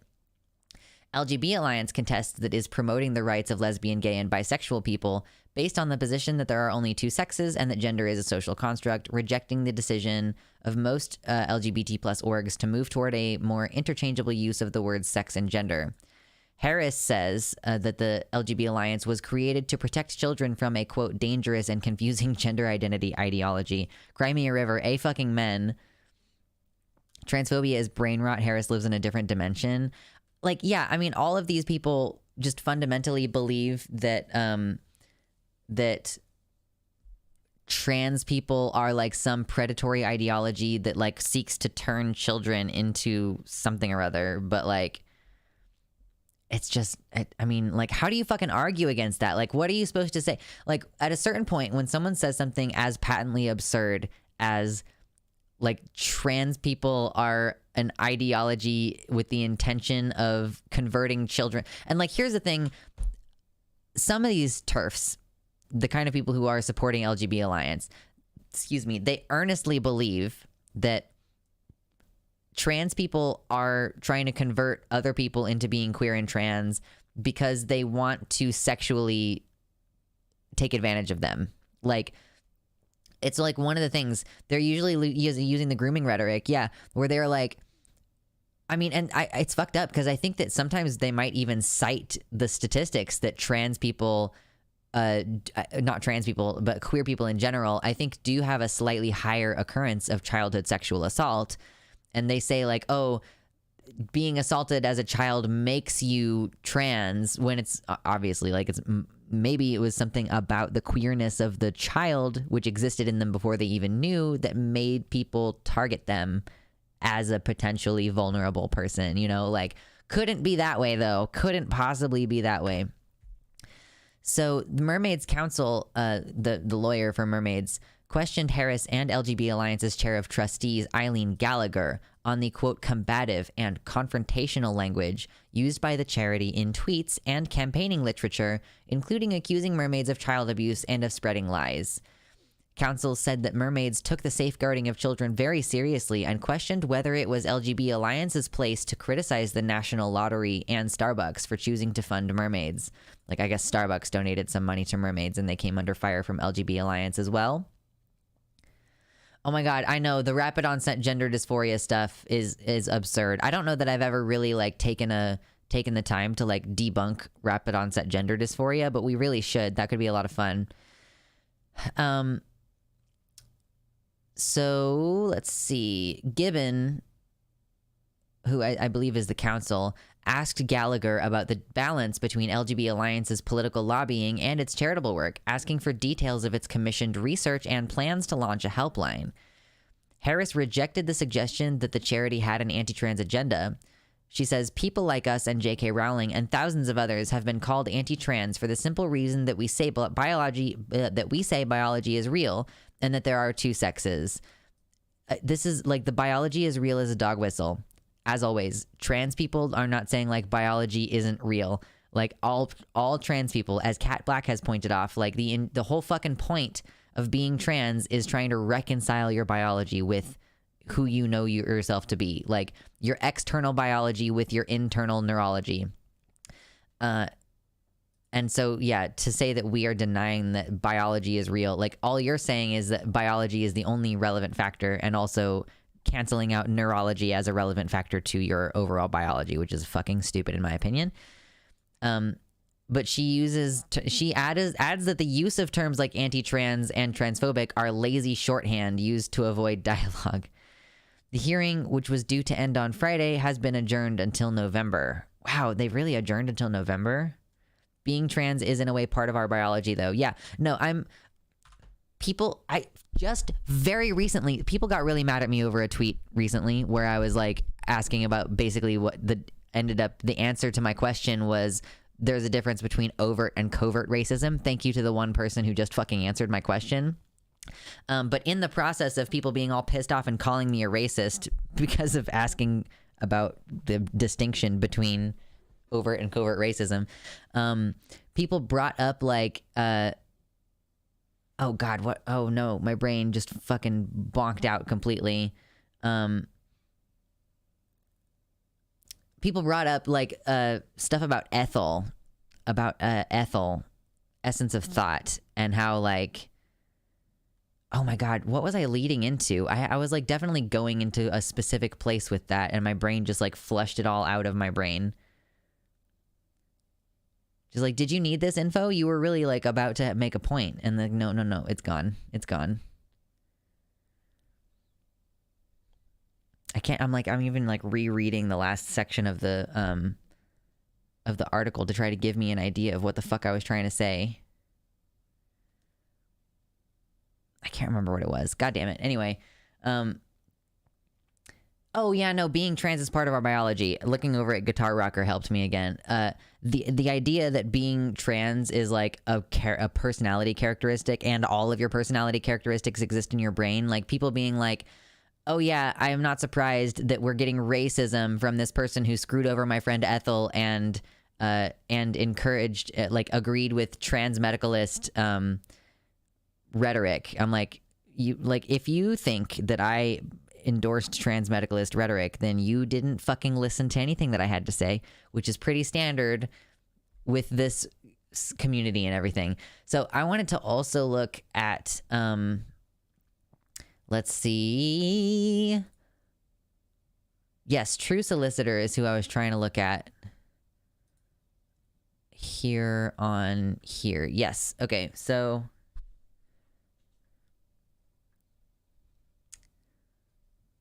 what's up? Yeah, I did notice that it looks from the end like it's glow in the dark. So it's just flexible. Yeah. Okay. Is this the green stuff that you've already used for the rupees? This is a new one. It's the one I accidentally got for the rupees, but it was flexible, so I never even used it. I see. Is it TPU? It doesn't say. It doesn't say. It's just a flexible filament that doesn't say what it is. It's way more flexible than the Hatchbox Yeah. I bet this is a very low temperature. 200 We're to 220. we're looking at 3D printing filament, y'all. What did you say? 200 to 220? So pretty standard PLA range. Yeah. It just seems like it would ooze a lot because of how ooey and gooey it is. Yeah, I'm sitting here playing with this TPU, like, or whatever it is, like this plastic for the 3D printer, like making spirals around itself, and It does ooze, and it's nervous to print. I'm not sure how well it's gonna go through and not get caught up and tangled. yeah, it's gonna be fun to see how it turns out. Yeah. It does look like it should glow in the dark, though. Okay. Oh, blacklight. Yeah. It's blacklight reactive. I don't know Essence of Thought that well, but they seem like a massive imbecile who loves drama just from looking at their channel.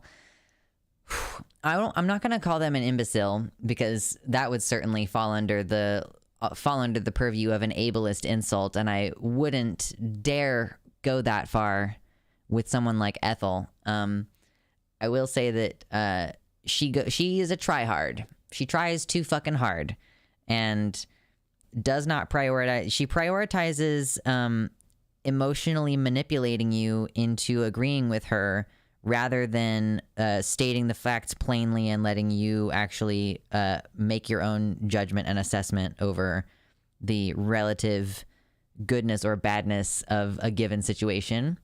Anyway, I really don't think about Ethel that much these days because I think she blocked me and I've blocked her at this point. And she was making content about me at a certain point. Like, I know that she made a whole fucking video about how I use the soft boy ooh woo aesthetic to avoid accountability, but I never watched it because why the fuck would I care about her opinion? Anyway, yeah, I do. And I agree. Mersh was backing me up earlier.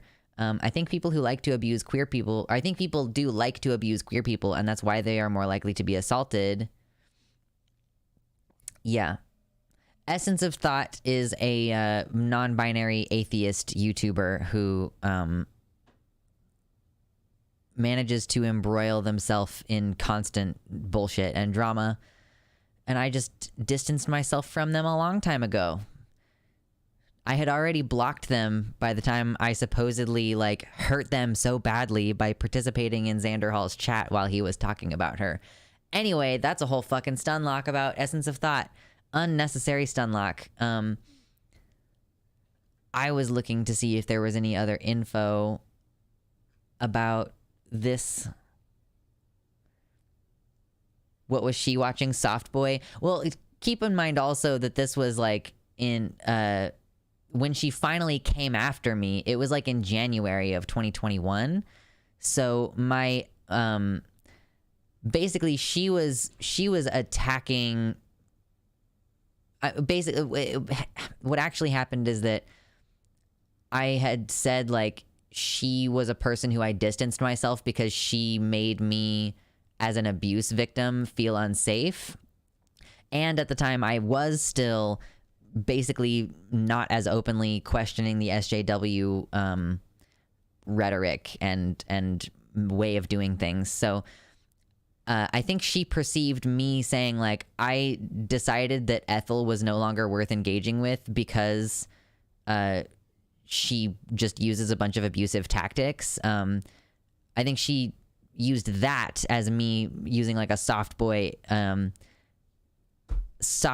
an excuse to be abusive when, like, a quote-unquote abusive thing that happened was that Xander Hall was streaming about her and said, like, I think she has an abusive personality disorder. And then through the process of being in chat, I, along with others, was like, Xander Hall, there's no such thing as an abusive personality disorder. Like, she might be abusive and she might have some specific disorder or whatever, but, like, it's not helpful for you to speculate on why, like, on what the issue is, like, or that he also suggested, he was like, oh, she's talked about being abused as a child. It's possible that the reason that she is abusive now is because she was abused as a child herself. Like, I think people managed to not take away the actual underlying message of that stream, which was Ethel is abusive, And then, yeah, you can say whether or not it was appropriate for Xander Hall to speculate about her,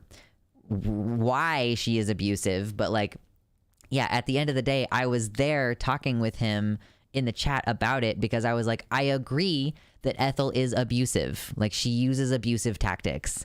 And I still think that.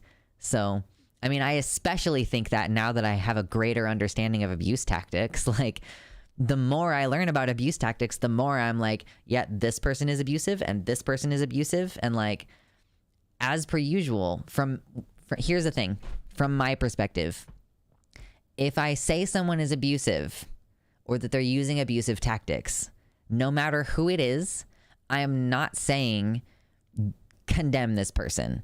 I'm not even necessarily saying they're doing it on purpose. Because what's up, intentions? Because I think you can do fucked up, like Ethel is Essence of Thought. Yeah. Essence of Thought is the name of the channel. Ethel is the name of the person. Like, I think that most of the time people do fucked up, manipulative, abusive shit without knowing that they're doing it. Like, I don't think even most parents who literally hit their kids don't think of themselves as abusing their children, you know? My mom did not just spank me, and she did not think of herself as an abusive parent. She thought of herself as a parent who was struggling with a troublesome child. Like, whether or not that was true, she did not think that what she was doing was harmful to me, like, in a long-term sense, right? Like, I don't forgive her. She was still being abusive, but she didn't understand her behavior as that. And I don't think that most people, especially if you're talking about less obvious forms of abuse, like physical abuse is very obvious. If you're talking about less obvious forms of abuse, like gaslighting and like other forms of manipulation, or like seeking to control or isolate your partner, you know, like there are a number of different ways to be abusive. And I don't think most people do it on purpose. Like, if you're in the middle of a breakup and you're like, you earnestly are feeling suicidal ideation, and you say anything about if you're like, I don't know, if you say to your partner, like, I don't know if I will live through this, even if it's true, even if you mean it, that's still an abusive, manipulative thing to say. Because what you're presenting is like, you're putting them in a hostage situation where they feel like they can't break up with you or you'll kill yourself. So even though you maybe didn't mean it as a means of trapping them in the relationship and keeping them from leaving you, like, that's still the effect of what you did, you know? In fact, most of the time, I think manipulative behaviors are coming from a very honest place. It's just a matter of questioning in yourself, like, why am I saying this? Like, what is the purpose? Like, if you're in the middle of a breakup and you really want to tell your partner how sad you are, that they're dumping you, like, you have to, like, think, why do you want to tell them that? You know, probably you want to tell them that because you want them to know that you're in pain and you want them to just, like, change their mind. But you're using your emotions manipulatively in order to, like, you know, not like steer the situation into what you want it to be, right? You have to examine, like, why do I want to call this behavior abusive, like, you know, in the case of what Essence of Thought does, when like someone is making content about how trans women shouldn't do sports, and like, I agree, that's fucked up to do, but I think calling that violence, like calling the YouTube content where it's just saying, like, I don't think that trans women should be in sports, calling that violent, like, what is the purpose of saying that? The purpose of calling it violent, even though it may technically be true that, like, depriving someone of their rights, and sports participation is a right. So depriving someone of a right, even if it's to something as seemingly frivolous as sports, is a type of violence. Therefore, you could refer to rhetoric advocating for the removal of rights as violent. You know, technically that's correct, but in that sense, it is the worst kind of technically correct, because you are actively, like, what is the point of saying violent?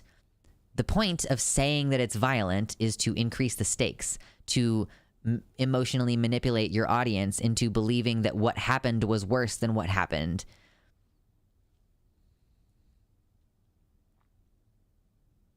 Yeah, communication is hard. You have to think critically and self-reflect.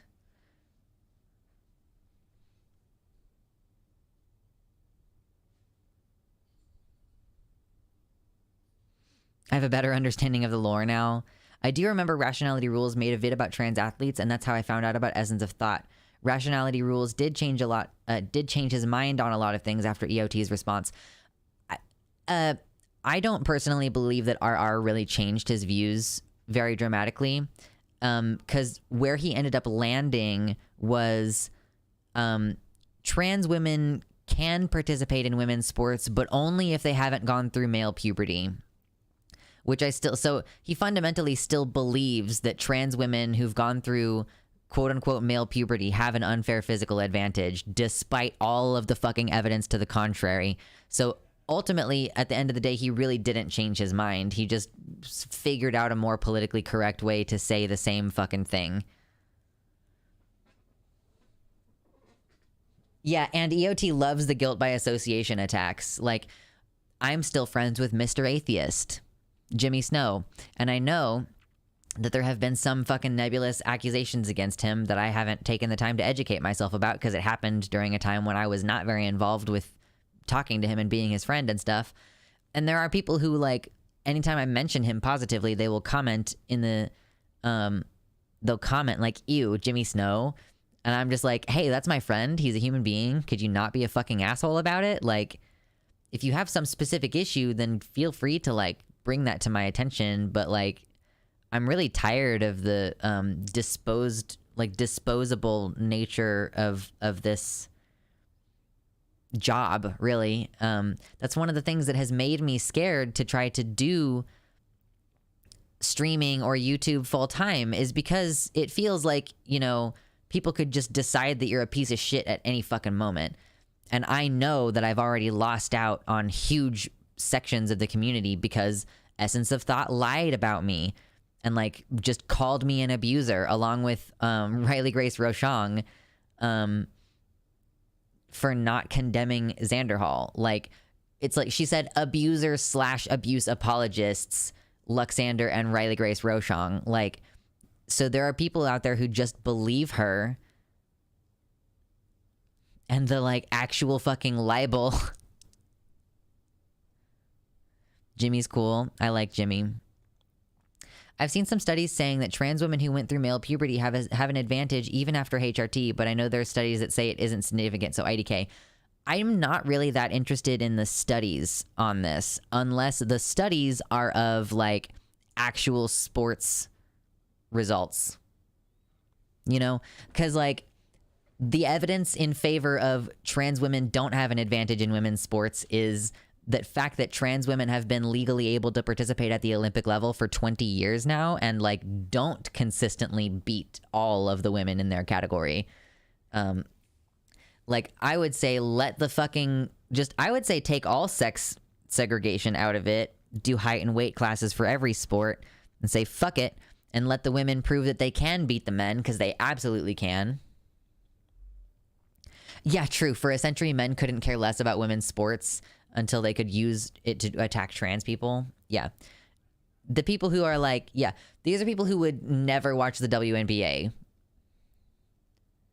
Having an advantage at sports is the point of sports. That's true too. Like, everything about doing sports is about having biological unfair advantages. How about I study these fists? I really wish these people would focus on name-calling actual bigots than making up shit to make their colleagues look bad. It sure would be nice. But infighting, I mean, honestly, if we did more infighting on this channel, like, if I put out a segment that was like, fuck Essence of Thought, I mean, there's no reason for me to do it at this point because, as far as I know, she hasn't made any content about me, and I would be reigniting the flames of a long dead bullshit. But if we fought with other people, our channel would be doing better. Like, we would be doing much better as a channel if we engaged with drama. We just don't very much. We could, you know. I was just thinking about that too. Someone commented trying to like engage me with an argument of some kind, and YouTube automatically deleted one of their replies, and they accused me of deleting their reply because I can't debate. And it got me wondering again about doing debates. And like, we talked about it a few months ago, the prospect of doing debates. I just don't ever have people come ask me. So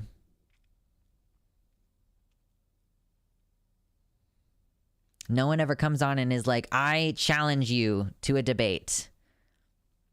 Maybe we should encourage that more often. The real problem is, that real bigots don't care about being criticized. Many radical right-wingers are proud of their bigotry. Yeah, I remember you started a stream excited to fight with Twitter turfs. Sometimes on Sundays in the morning, I'll be arguing with people on Twitter, and then I come over to stream immediately, and I take that energy with me. Women's sport came about because women participated in men's leagues that didn't have any rules about gender, and that wasn't a big deal until some women won. Yes. Yes, and Speedy Shimeji also points out, sports are only segregated by gender because men don't want to have our fifis hurt when women beat us. Truly, I think desegregate the sports. I think that's going to be the way to do it. This was a nice little stun lock. I was planning on going back into talking about the LGB Alliance, but maybe we'll just cut that one short. Maybe we'll just cut that segment short.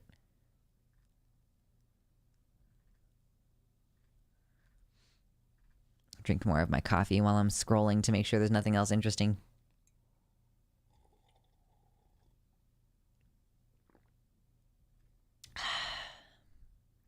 Yeah, I guess there's hold on. Ooh, I found a thread. Ooh, okay. Oh, this is a long thread. Oh no, this is a much longer thread than I'm interested in reading right now.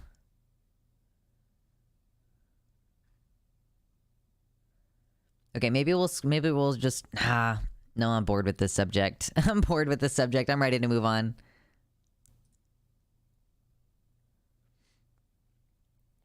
Sometimes I confess that I go turf hunting on Twitter. The problem is I think some of the turfs figured out that I was having too much fun with them. I kind of do the same thing, Mersh. Sometimes I will go through the replies and like argue with people. And I know that you see those posts because sometimes you join in and start replying to the same person I'm already arguing with. It's definitely blown out of proportion the advantage trans women have over cis women. It just isn't that important of an issue. I mean, yeah, it all always comes back to the idea that women are frail and incapable compared to men, that men are always going to have an advantage, and that trans women are men. Like the idea that trans women have all of the same biological advantages. Yeah, you're poaching my turf, Smirsh. How could you do that to me? What's up, Sam? I don't fuck with turf Twitter. It's too toxic for me to engage in. Sometimes I get a few replies in and I'm like, oh yeah, I'm having a really bad time. And then I just fucking block them. I've gotten much more liberal about blocking people. It feels good. It feels good to get more liberal about blocking people. Is the only subject we have left the male socialization segment? I think that might be the only segment we have left today. Unless we watch that Anthony Padilla video, but it's getting kind of late. When I get to that 2-hour mark, now I'm like, I'm excited for the stream tomorrow night because it's gonna be a little bit lower energy for me, but there's gonna be so many more of us in the stream. I'm so excited. I love building coalitions. I love talking to other trans people. I blocked so many Jordan Peterson fans on both of my vids of him. It felt good not dealing with them.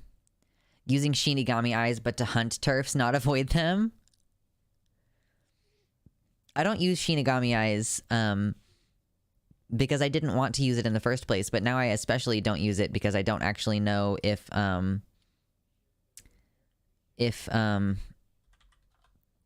there's any there's like that connection to that person that supposedly was accused of sexual assault. And so I'm like, I'm okay with not using Shinigami eyes still for that reason. I need my own Kek face. We need a Kek Z. I haven't made one yet. Shinigami eyes also works like a social credit, which is kind of I remember at one point that like Riley Grace Rochang was green on Shinigami eyes. And I was like, no, I don't think that this person is actually Kek L. Yeah, Kek L or Kek Z. I just don't laugh. I don't like guffaw on stream very often, so it's hard to get like a picture of me.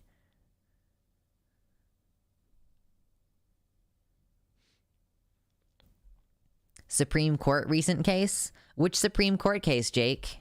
Which one are you talking about? If you're somebody who's just come in and you have not yet hit the like button on the YouTube page, please consider doing that. It super helps the stream.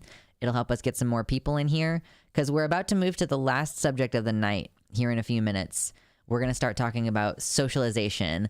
Now, in the title, the stream says male socialization because often the subject of conversation is trans women and male socialization. And I do want to talk about that, but I also want to talk about the fact that this is tricky to discuss because it is different for people who are assigned female, I think. So yeah, what was the recent court case, y'all? Because I know that there have been some crazy things going on lately.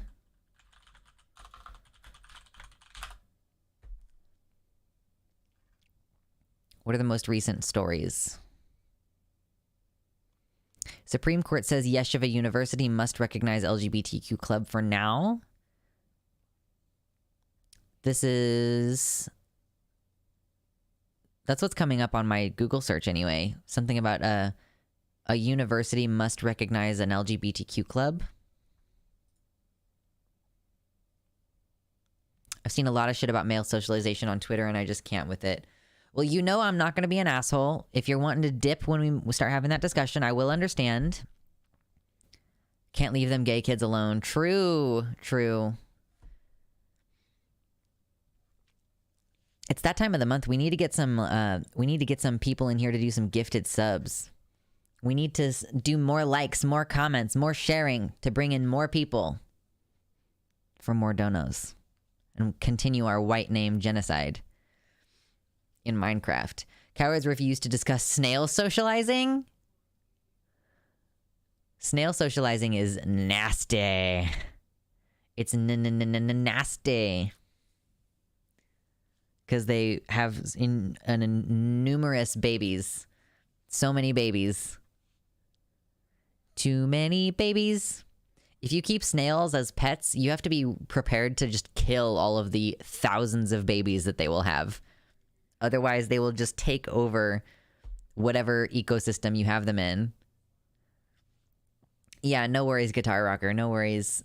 I appreciate y'all hanging and chilling, you know? We're about to do the socialization conversation. All right. Oh, you used to keep snails in Ohio? Take me to Snurch. Oh gosh, what would Snurch be comprised of? What is snail church? What do snails worship? I think that's the ultimate question.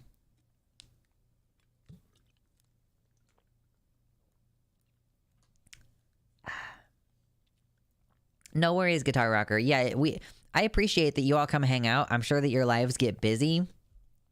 I'm never going to be worried if you miss streams or anything. Oscar, hello. Snail socialization. Snail socialization. True. They don't want to be around you. They want to go be by themselves in their shells. Goodbye.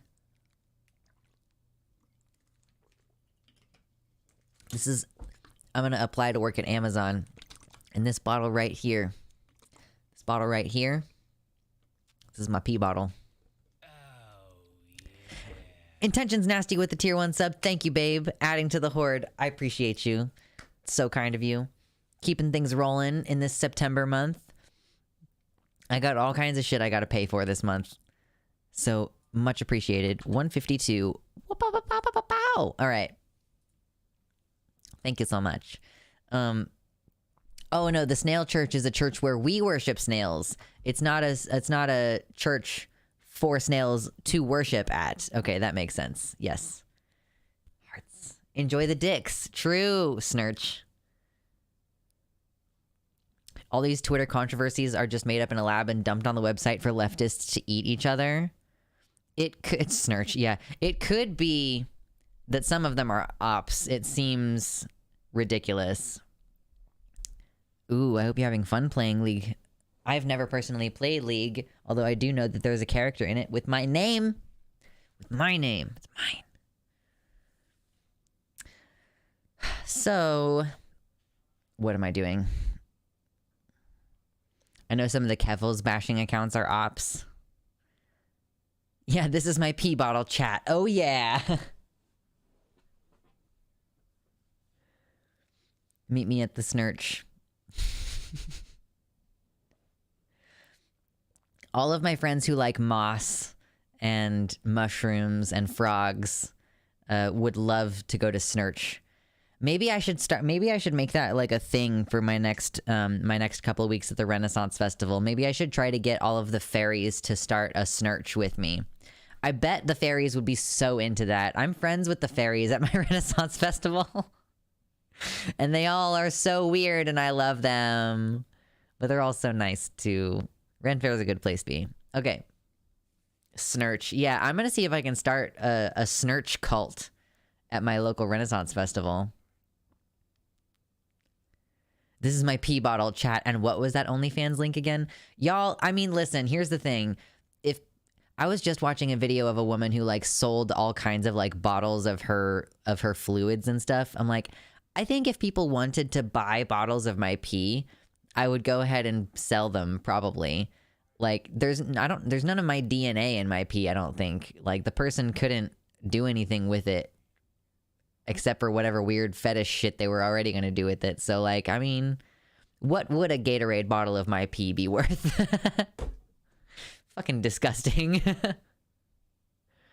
Pee is a super easy product to make, you know? It's so easy. A little snail terrarium with a little Snurch would be a cute design idea. It's just hard to keep snails as pets, Intentions Nasty, because you have to be willing to just kill all of the babies that they inevitably make. Because they make a fucking lot of them. I'll tell you my snins so you can sharpen your snife. Is there DNA in your pee? Okay. Capitalism questions. These are the true decoy duck. Like, when you're sitting there like, bro, I really need to make some money, and you're like, if I sold bottles of my pee, would people want it for their fetishes or whatever? It's not like my blood. I don't know. Is there DNA information in my pee that would be compromising to give someone access to? How much should I charge for a bottle? Horrible. Horrible. What if I just... Never mind. I'm going to get off this subject. It was about to get a lot worse, and I'm just going to spare you the thing that I was about to say. All right? I'm just going to leave it be. I'm just going to leave it be.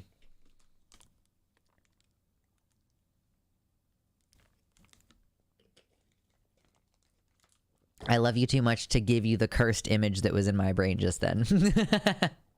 Please stop the snins. Exactly, Speedy Shimeji. What is the market price on piss? That is the question. And yes, I'm going to be starting a snult. I'm going to start a snult. We're going to go to Snurch. Bubble, bubble, toil and trouble. Eye of newt, horn of toad, pea of lux.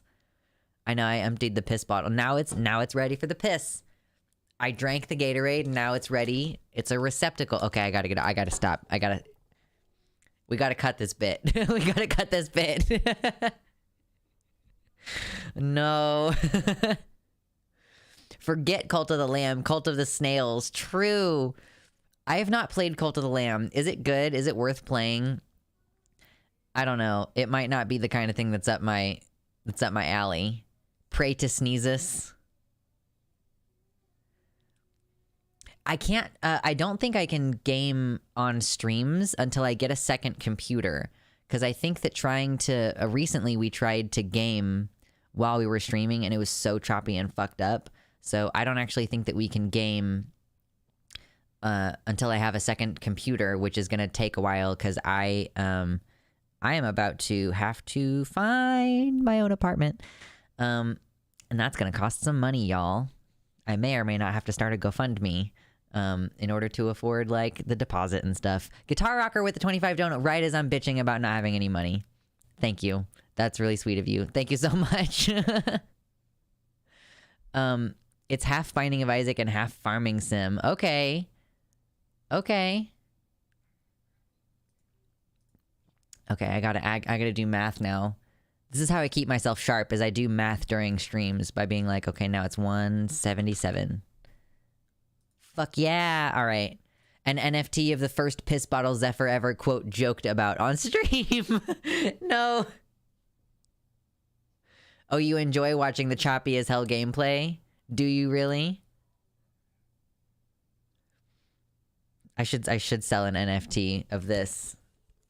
A photo of this bottle. This empty piss bottle.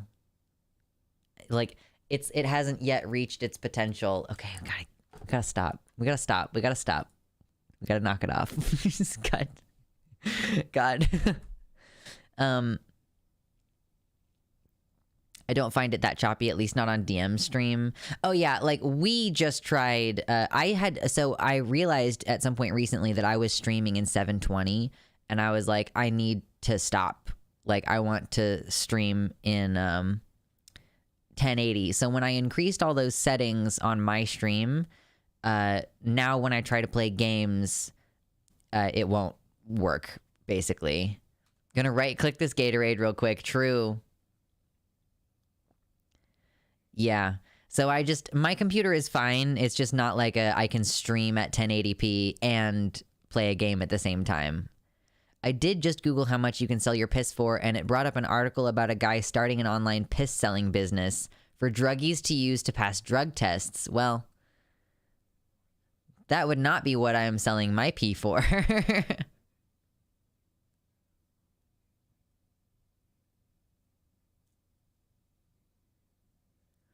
Thank you, Guitar Rocker. Yeah, I super appreciate that.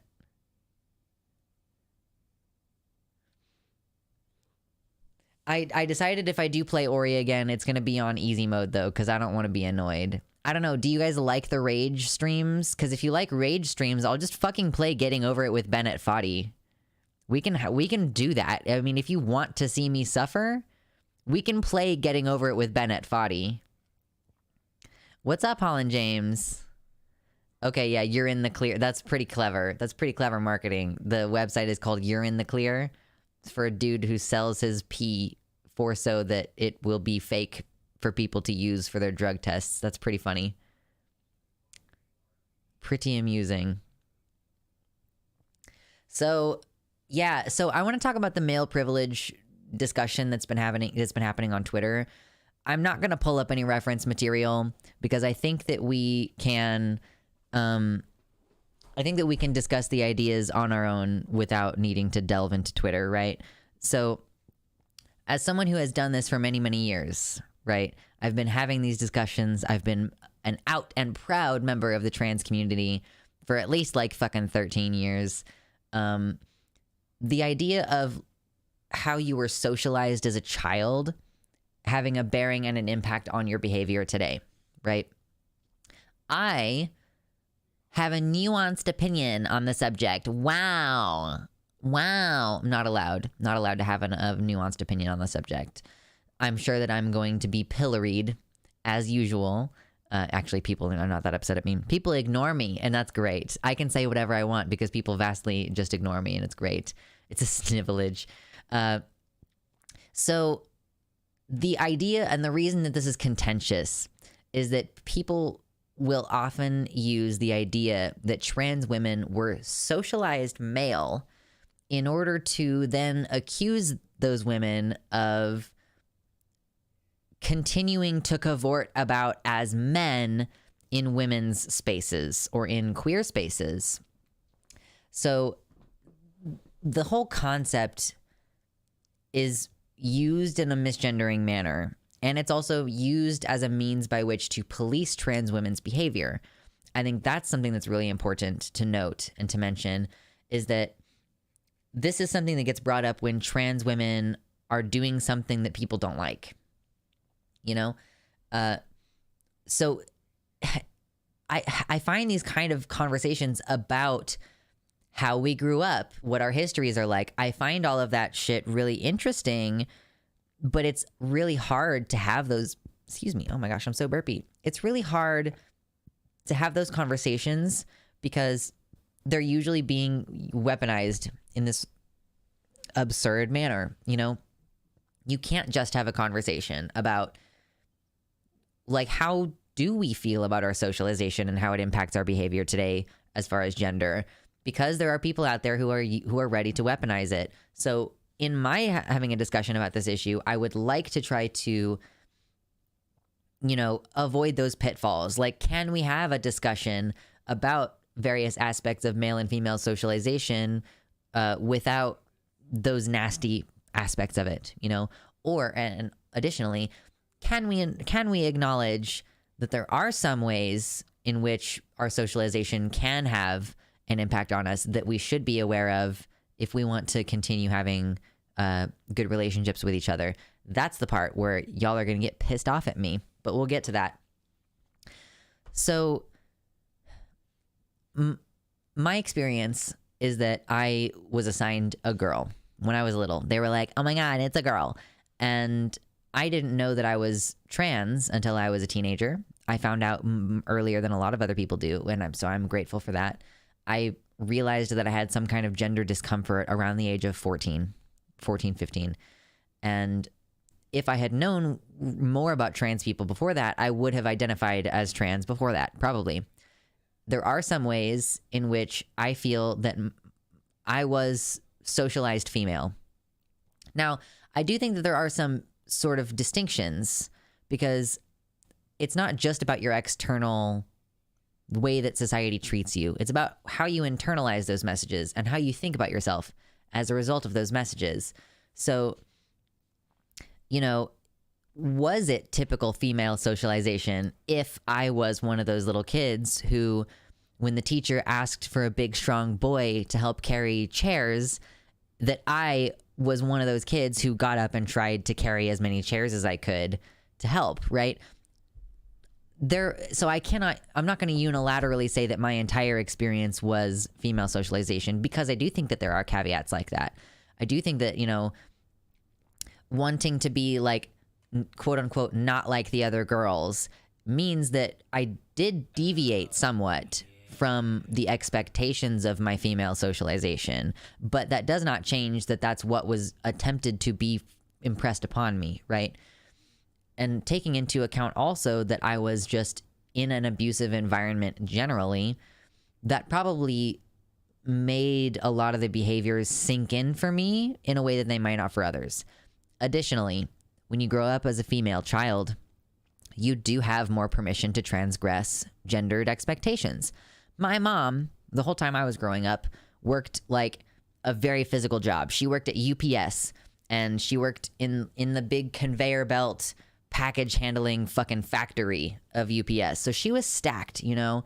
And I didn't. So to that effect, like, I wasn't in a restrained situation like many people who are assigned male are, you know? I wasn't necessarily policed in the same ways at home, you know, but there were aspects of my socialization that I feel like really bad about. I remember having a conversation with Zinnia Jones a couple years ago about this. There was like a Reddit "Am I the Asshole" post where this woman was saying, like, I'm really upset because my boyfriend and I had this anniversary come up, but and he just bought me this really generic set of soaps and like smell good stuff from the local Bed Bath & Beyond. And this woman was like, I got really upset with him. Am I the asshole? And, you know, Zinnia Jones was like, you know, why would someone feel this way? And I was like, no, oh man, I've never seen someone else talk about this. For me, part of my female socialization was consistently at Christmases, receiving gifts from family members who did not know me, that were just like, it's not even like good body wash. It's like shitty body wash that just smells good. And it's like an assortment of a bunch of body washes that smell good. And it's like, it sucked because it was just like, oh, you're a girl, you'll like the way that it felt was like, oh, you're a girl, you'll like things that smell good and that you can like put in the bubble bath with you and stuff. But to me, it just felt like this is a girl present. You're just giving me a present that you think a girl would like. Like, it's not like it's not a caring gesture where they asked my mom what kind of shampoo and conditioner I use. You know, it wasn't that. They weren't trying to like get me something I might need. They were like, this is some frivolous bullshit that they might like. Now, I also had a brother, he's not dead, but he was like 4 years younger than me, and he would get like a toy in these same situations. I'm talking like, I'm a 10-year-old little girl at the time who I like to play and I like to do stuff, and I'm getting these bullshit fucking perfumed body washes that aren't like good quality and are like bad for your skin and stuff. And I found it really alienating and upsetting because I was flattened to my gender in that way. Or like, you know, so how did I find out about non-binary and other genders at that time? LiveJournal, basically. LiveJournal was what was popular at that time, and there was another person who came out in my school, and that kind of like brought it to my attention a bit. So yes, the age of LiveJournal. I hated receiving shitty girly stuff as gifts, even though I was a weirdo child with as many artsy interests and special interest in encyclopedic books. Yet I got some Tutti Frutti perfumes at age 12. Right. Like I was really hurt by that. So yeah. And that's just one example, a very frivolous example of people just treating you like a blueprint stereotype all the time. And also for me, it was having my intelligence constantly underestimated because, again, as a child of abuse, I had to mature. And as a child of abuse, I read a lot of fucking books to escape my reality. So I had a very advanced vocabulary for my age. And so, like, here's another thing that I want people to think about when we're talking about socialization. It's not just male and female socialization. It's also, like, autistic socialization, you know? In many ways, I think that my socialization as an autistic person was more harmful and impactful on me than my female socialization. But coming back to that dichotomy between male and female socialization, and the reason why people tend to talk about it is the main reason why this comes up is not to have interesting discussions about various weird things about us growing up that we now find kind of vaguely triggering as adults, you know. It's about taking up space is ultimately what this conversation is about. I believe trans women when they say, like, even if I feel like I was gendered, like I was raised to be female, like I was socialized female, I didn't question it for a long time, where it's like, you're expected to be quiet. You're expected to, be the person who anticipates others' needs and stuff. Like, I internalized a lot of that shit, and it makes it hard for me to be assertive, right? I accept completely when trans women say they don't feel like they were socialized as male. They feel like they were socialized faggot. Like, they grow up and their masculinity and femininity are heavily policed, and they often don't feel like they were receiving the benefits of male privilege. They were being policed into maleness, you know, in a similar way that I would say I was policed into femaleness at the time. it's funny how fucking petty this is. Like, I'm gonna grant this issue. I'm gonna grant it, and it's fucking petty. Like, I think that sometimes trans men and trans masculine people get upset at how invisible we are. Like, our issues are invisible. We are lumped in with cis women politically. We are accused of being being men's rights activists. There was that one feminist, like, she's like the feminist next door. She called trans men men's rights activists for trying to say that, like, you should also talk about trans men when you're doing abortion conversations, when you're talking about abortion access. I think that trans men feel sidelined because I do think that a lot of us were really deeply impressed upon with our socialization. Like, and the inverse of that, like the supposed inverse of that, where I was raised to be quiet and to be seen and not heard, and like I was physically abused for stepping out of line and stuff, for being too assertive and things like that, for challenging my mother's authority.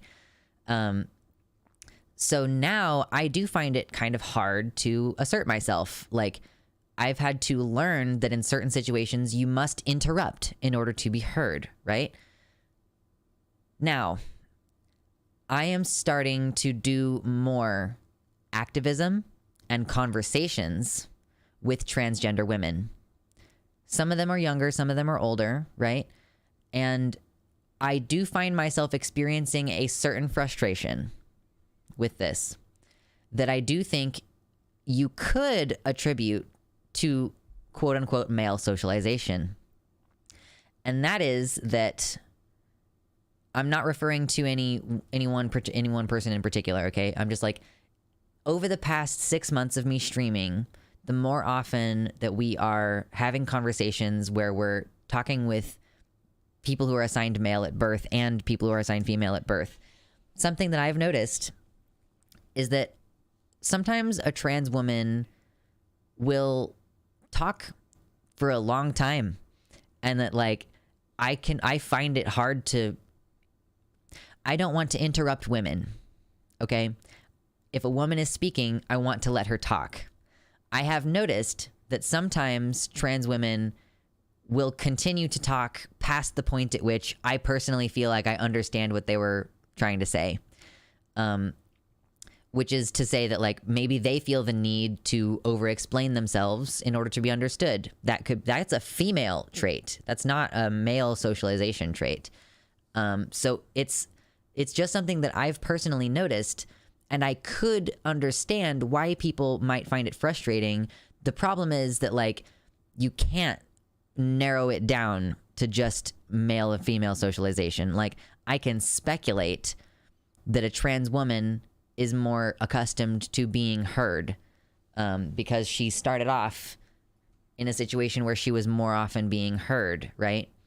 And I'm acknowledging also that this is a particular difficulty that I have because again, I'm like, am I being perceived as a masculine person talking over a woman if I interrupt this woman because it feels to me like, you know, she's been talking for a very long time, or has had a lot of input in a conversation, and I'm like having a hard time getting my word in edgewise? Like, I can't say that that's a problem with the woman in that situation, like, or with her quote unquote male socialization, right? So I'm trying to say, like, I understand the kind of frustration in this situation because again, I do feel like I was socialized female, and that I have a hard time now, not only with asserting myself, but with balancing trying for the first time in my life to assert myself while being perceived as masculine.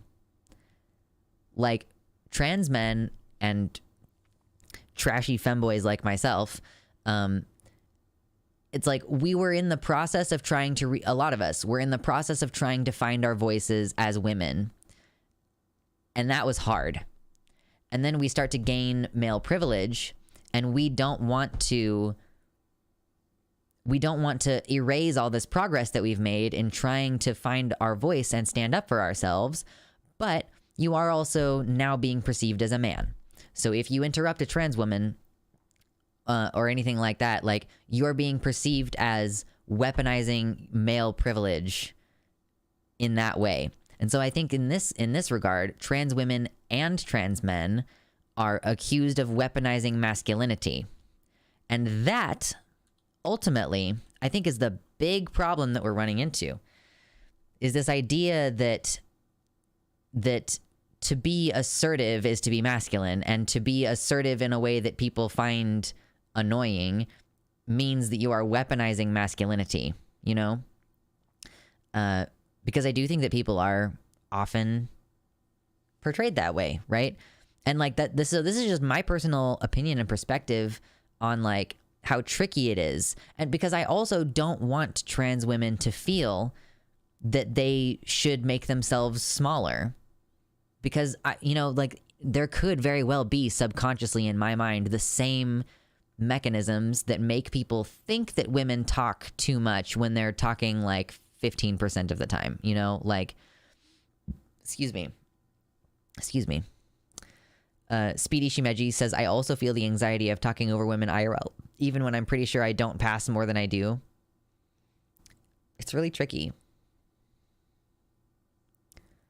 Yeah, and you don't want to be a masculine stereotype when you're transitioning to be male, It's like hard to be like, I want to assert myself when there's all kinds of blame both directions of like, oh, trans women are hyper visible, they're constantly talking over us, and then like trans women are like, these trans men are engaging in trans misogyny because they accuse us of having male privilege because we are taking up space or whatever. Like, there's a lot of unfortunate back and forth about it. It also depends on who is spectating. Yes, true. We shouldn't do gender assertiveness. I've seen people of all genders be annoyingly and non-annoyingly assertive. This is a problem of society. For me personally, I just want to be seen as a woman. I'm not that concerned with being perceived with feminine stereotypes. I mean, yeah, the question is like, if you are,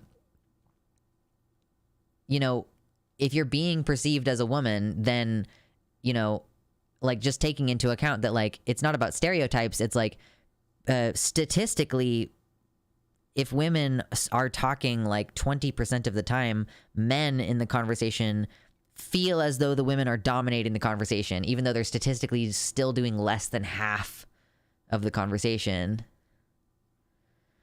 If there was a device to make this entire world gender neutral or accept other genders and pronouns, would you use it? I mean, that's kind of two different propositions though, isn't it?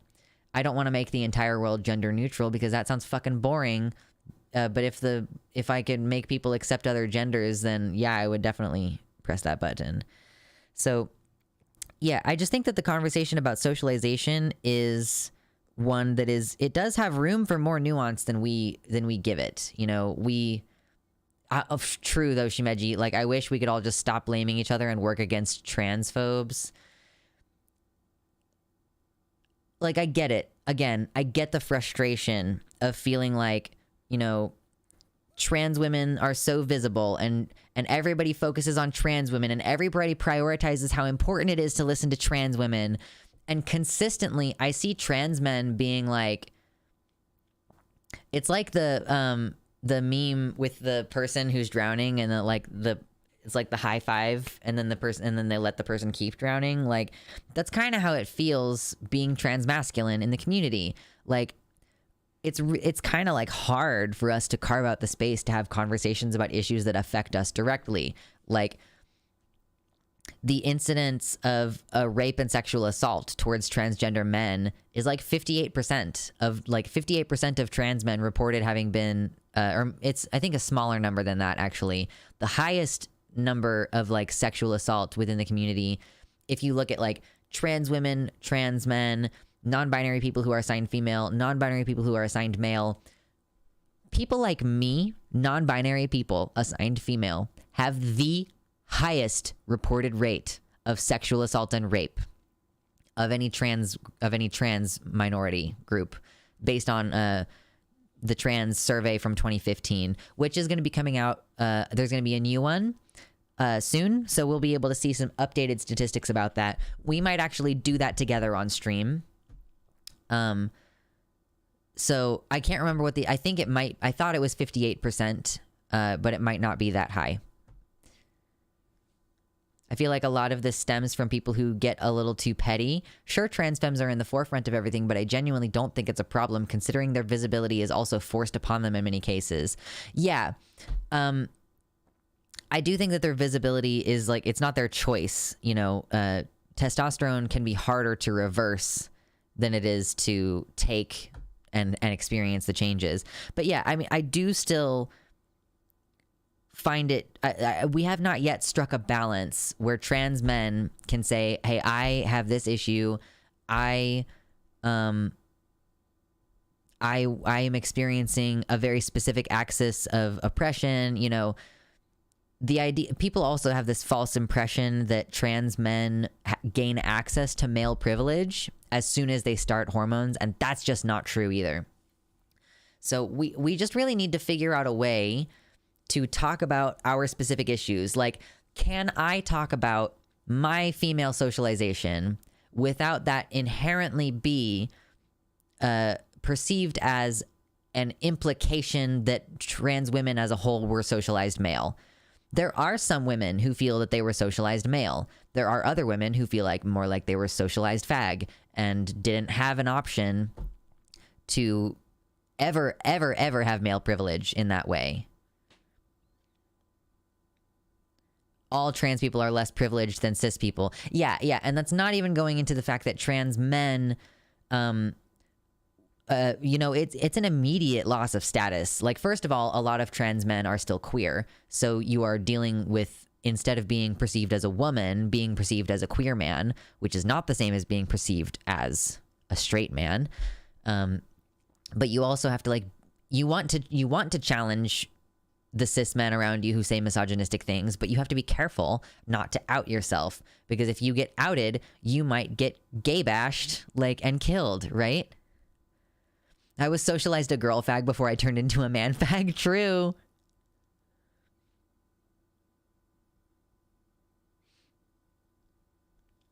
And what about trans men that are straight? I mean, trans men that are straight, like, they have the same issues of trying to maintain their position, because, like, your male privilege is conditional upon you pretending that you're not trans. Like, the moment that someone finds out that you're trans, they start thinking of you differently. They start tripping up on your pronouns when they didn't used to. They start looking for the things in your face that are tells that indicate what you really are. And, like, because that's what they fundamentally, like, they think that you aren't what you really are. And so all of the privilege that you have of being male is taken away from you. And instead you're seen as, like, the sus imposter among us, you know, like, you have to be 100% stealth to have male privilege. Now, stealthing is a whole other conversation that we could go into at another time, because here's a question for you. How do you stealth when you're non-binary? Give you a little bit to chew on there. Yes, Theos, also pointing out in the YouTube chat, the other issue I have found is the infantilization I've gotten since coming out as a trans mask NB. It is extremely infantilization. And people think it's their business whether or not you're trans. Like, yeah, as soon as you start, yeah, you cannot stealth as a non-binary person. Unless, like, what I have done is I'm stealth as a trans man, or, like, I'm stealth as a man. Like, I'm pretending to be, but it's closet. Yeah, it's a closet move.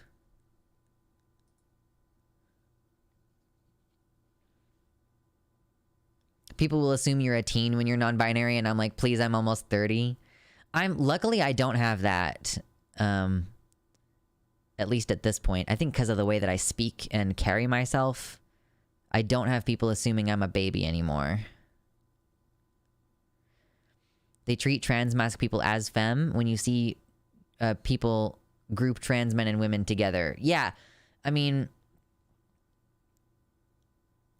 it's pretty ridiculous. Oh, Kimber says, oh my god, I lost friends when I came out because people got big mad at me for not immediately going on high dose of tea. I didn't feel infantilized, I felt attacked, TBH. Jesus, that's really fucked up and frustrating. Inky Fishy, welcome to the website. Stealth is when I tell my mom she doesn't have to use he, they with me just in case it hurts her feelings. Oh, no. And passing, yeah, yeah, exactly, Game Gang. Passing is a 4 times game lose you already lose. A 4x game you always lose. Yeah. So, all of this can be really interesting to talk about. I wish that we could just have fun, open conversations about this kind of stuff. Honestly, this would be a great discussion, I think, to have with a trans woman or a trans femme who would like to discuss these issues. Because I know, like, my opinion, I try my best to get the opinions of trans women, to listen to what they say. But I'm still limited by my perspective. And, like, is it, you know, like, to some extent, I wonder, like, is it fucked up when I'm on a group call with some trans women and it's a mixed group and there are some trans women, when I start to get annoyed that a trans woman has talked for like 2.5 solid minutes, is that like fucked up of me? You know, like, I'm listening and I'm absorbing what she's saying, but I'm also like feeling annoyed about it. You know, like, is that a problem with me? I don't know. And I'm willing to acknowledge that that's a, you know, maybe I am having a misogynistic reaction. You know, maybe I am just resentful because I feel like I'm not allowed to use the power to interrupt, you know?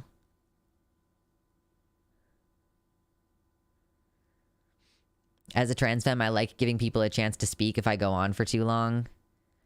I guess to an extent, it's the frustration that you have is with the idea that people, for me at least, like I won't speak for anyone else at least, it's like a social faux pas at the end of the day. It's not whether she was socialized male or whatever.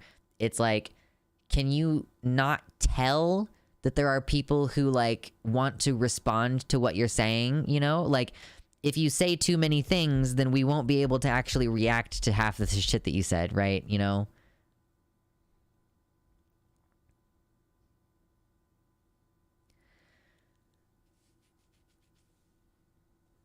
Not fucked up, Lucy. Thank you, Lucy, in the YouTube chat says, not fucked up at all. We do be like that sometimes.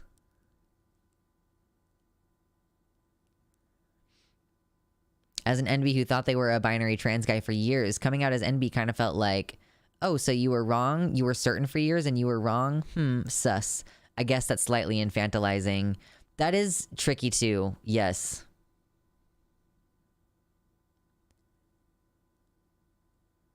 Baphomet says, I hope this doesn't get taken poorly, but yeah, I've noticed that trans femmes love the sound of their own voice sometimes. I mean, listen, if you've got the voice training down, I cannot blame you for liking the sound of your voice, right? I mean, my whole fucking job is to sit here and talk at you for 3 hours, you know? Some people literally cannot tell that no unless you specifically tell them you'd like the opportunity to respond. I mean, yeah, I don't know. It might also be a case of like, I'm on desktop and not on mobile when I'm having these conversations. So like, I can see everyone and I can see when a person like is gesturing, like is about to start talking, but then they can't start talking because the person is just still going on.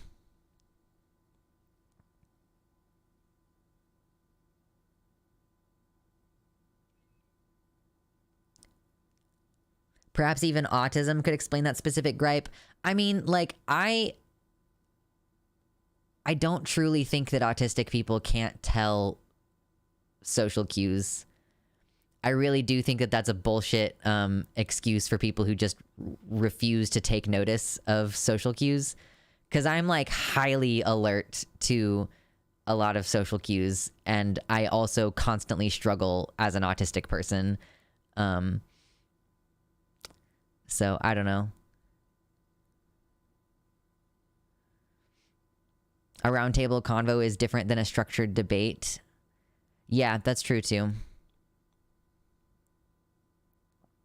Yeah, and yeah, exactly, Morningstar System. It's difficult to judge if you grow up being told that speaking at all is interrupting, that you're wrong if you tried to continue what you were saying, if you got interrupted. Yeah, that's like a whole, yeah. The abusive aspect of that is quite difficult. I'm not autistic and I still struggle to find a place in conversations for the most part. I like have no issues with interrupting. Like now that I've learned to interrupt and I have my confidence and like sometimes I know that I will not be heard unless I interrupt. Like I don't have a problem with it. What I have a problem with is the idea that I will be perceived as someone who is like talking over a trans woman, you know?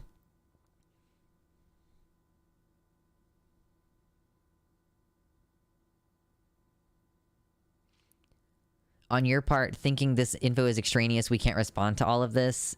Yeah, I mean, like, game gang, I'm doing backflips just trying to think of my opinion. Oh no, I'm throwing a wrench in your opinions? With my autism, I struggle more to figure out what to say and end up staying silent where I should have spoken. That can be tough too, Shimeji. Like, in conversations with people who carry on more, like, it's hard to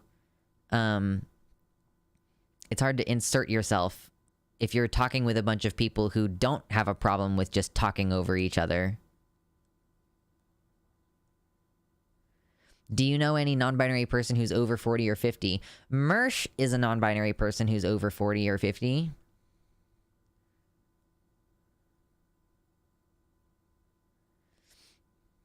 Yeah. So it's an interesting conversation. If you all know anyone who would who you think I would have interesting synergy with on this subject, I would love to have a conversation with someone about it. I know Demon Mama talked about the male socialization thing, I think last night. I just haven't been attending streams lately. Kimber Wolf in the YouTube chat says, I know a non-binary person in their 70s. That's exciting.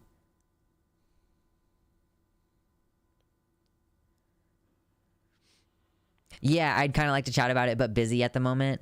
I mean, yeah, honestly, this is the kind of thing that I think could make an interesting, like, panel discussion. Like, could we get a couple of trans femmes and a couple of trans masks to talk about this together? Like, to try to constructively speak about our experiences? That could be awesome.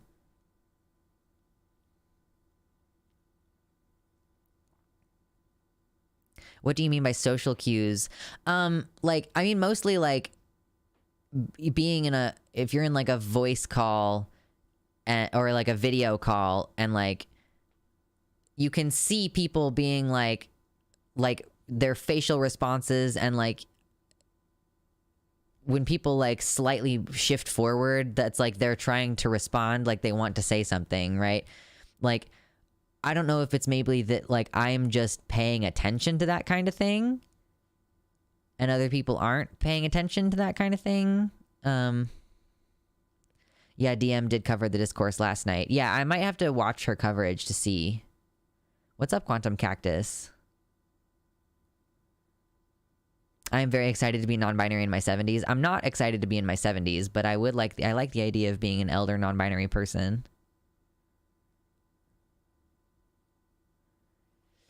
Excuse me.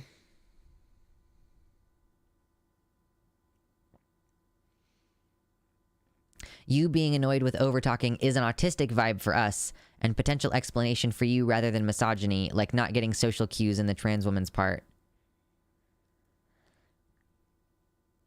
Yeah, it's weird because I'm sure that I overtalk, but I'm like self-conscious about it. Like maybe that's part of it. It's like I have the good grace to be embarrassed when I talk for too long, you know?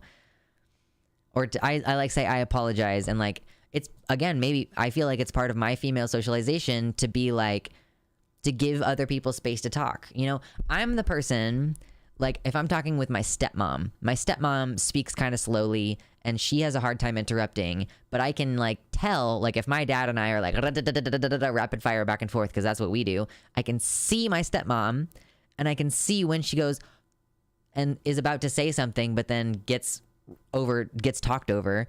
And I will take the time and be like, what were you about to say? Like give her the space to say something, like, and I just don't think other people are aware in that way of the fact that other people have a harder time asserting themselves in conversation. So I try to make space for that. I like the idea of being in my 70s because hopefully I'll be retired by then. Ha! You're making jokes, Hellhound. You think any of us are going to retire? Mersh might retire.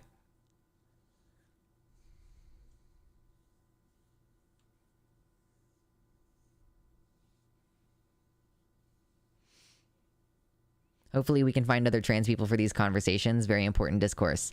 I know a couple of trans men who might be willing to talk about this with me. Like, I could probably get Goddammit Malcolm and, oh shit, I can't remember his name. I follow him on Twitter. I know a couple trans guys who might be interested in having this conversation. But I want it to be balanced. So there have to be like equal numbers of trans femme and trans masc people. So, but hey, if you all know a trans femme streamer who might want to join us for that, tell me who you'd like to see have that conversation, because I could see us getting a few people together for that, maybe like next week or the week after, so that we are not like individually on our islands talking about this without like engaging with one another, you know? Are you familiar with Leslie I'm familiar with Leslie Feinberg, yes. Del LaGrasse Volcano. Del is an openly non-binary model who is 70. They've been around since the 70s. Or who is 60 and has been around since the 70s. Leslie passed away in 2014, but Z was open about Z or gender and was an activist. Yeah, I'm keep meaning to read Leslie Feinberg's novel. I just haven't made the time to do it. But I'm familiar with her and Zir pronouns, I think. She and Zir pronouns for Leslie Feinberg. But I've never heard of Del LaGrasse Volcano. Oh, good grief. Okay. It's getting to be about that time, that 3-hour mark where I get tired and I feel like I need to go eat dinner. And I'm really psyched about potentially having more friendly conversations with people on the channel. Tomorrow, we're doing our stream at 6 p.m., just like we did tonight. And we are going to be doing our group stream with the other trans streamers who are, we're doing that political action stuff together, okay? So, yeah, maybe I could get Demon Mama to talk about it with me. I would love to do more collaborative content with her. She's amazing, and I love her. So yeah, tomorrow night we're doing a panel stream, and that's the plan. Rule the world, you and me, any day. That wasn't planned, but we went into it. So you just gotta you gotta pepper in a little bit of Neil Patrick Harris every once in a while. So, all right. Joss Whedon canceled. I know, for shame. Cancel me. Oh no. I'm bad. I'm so bad.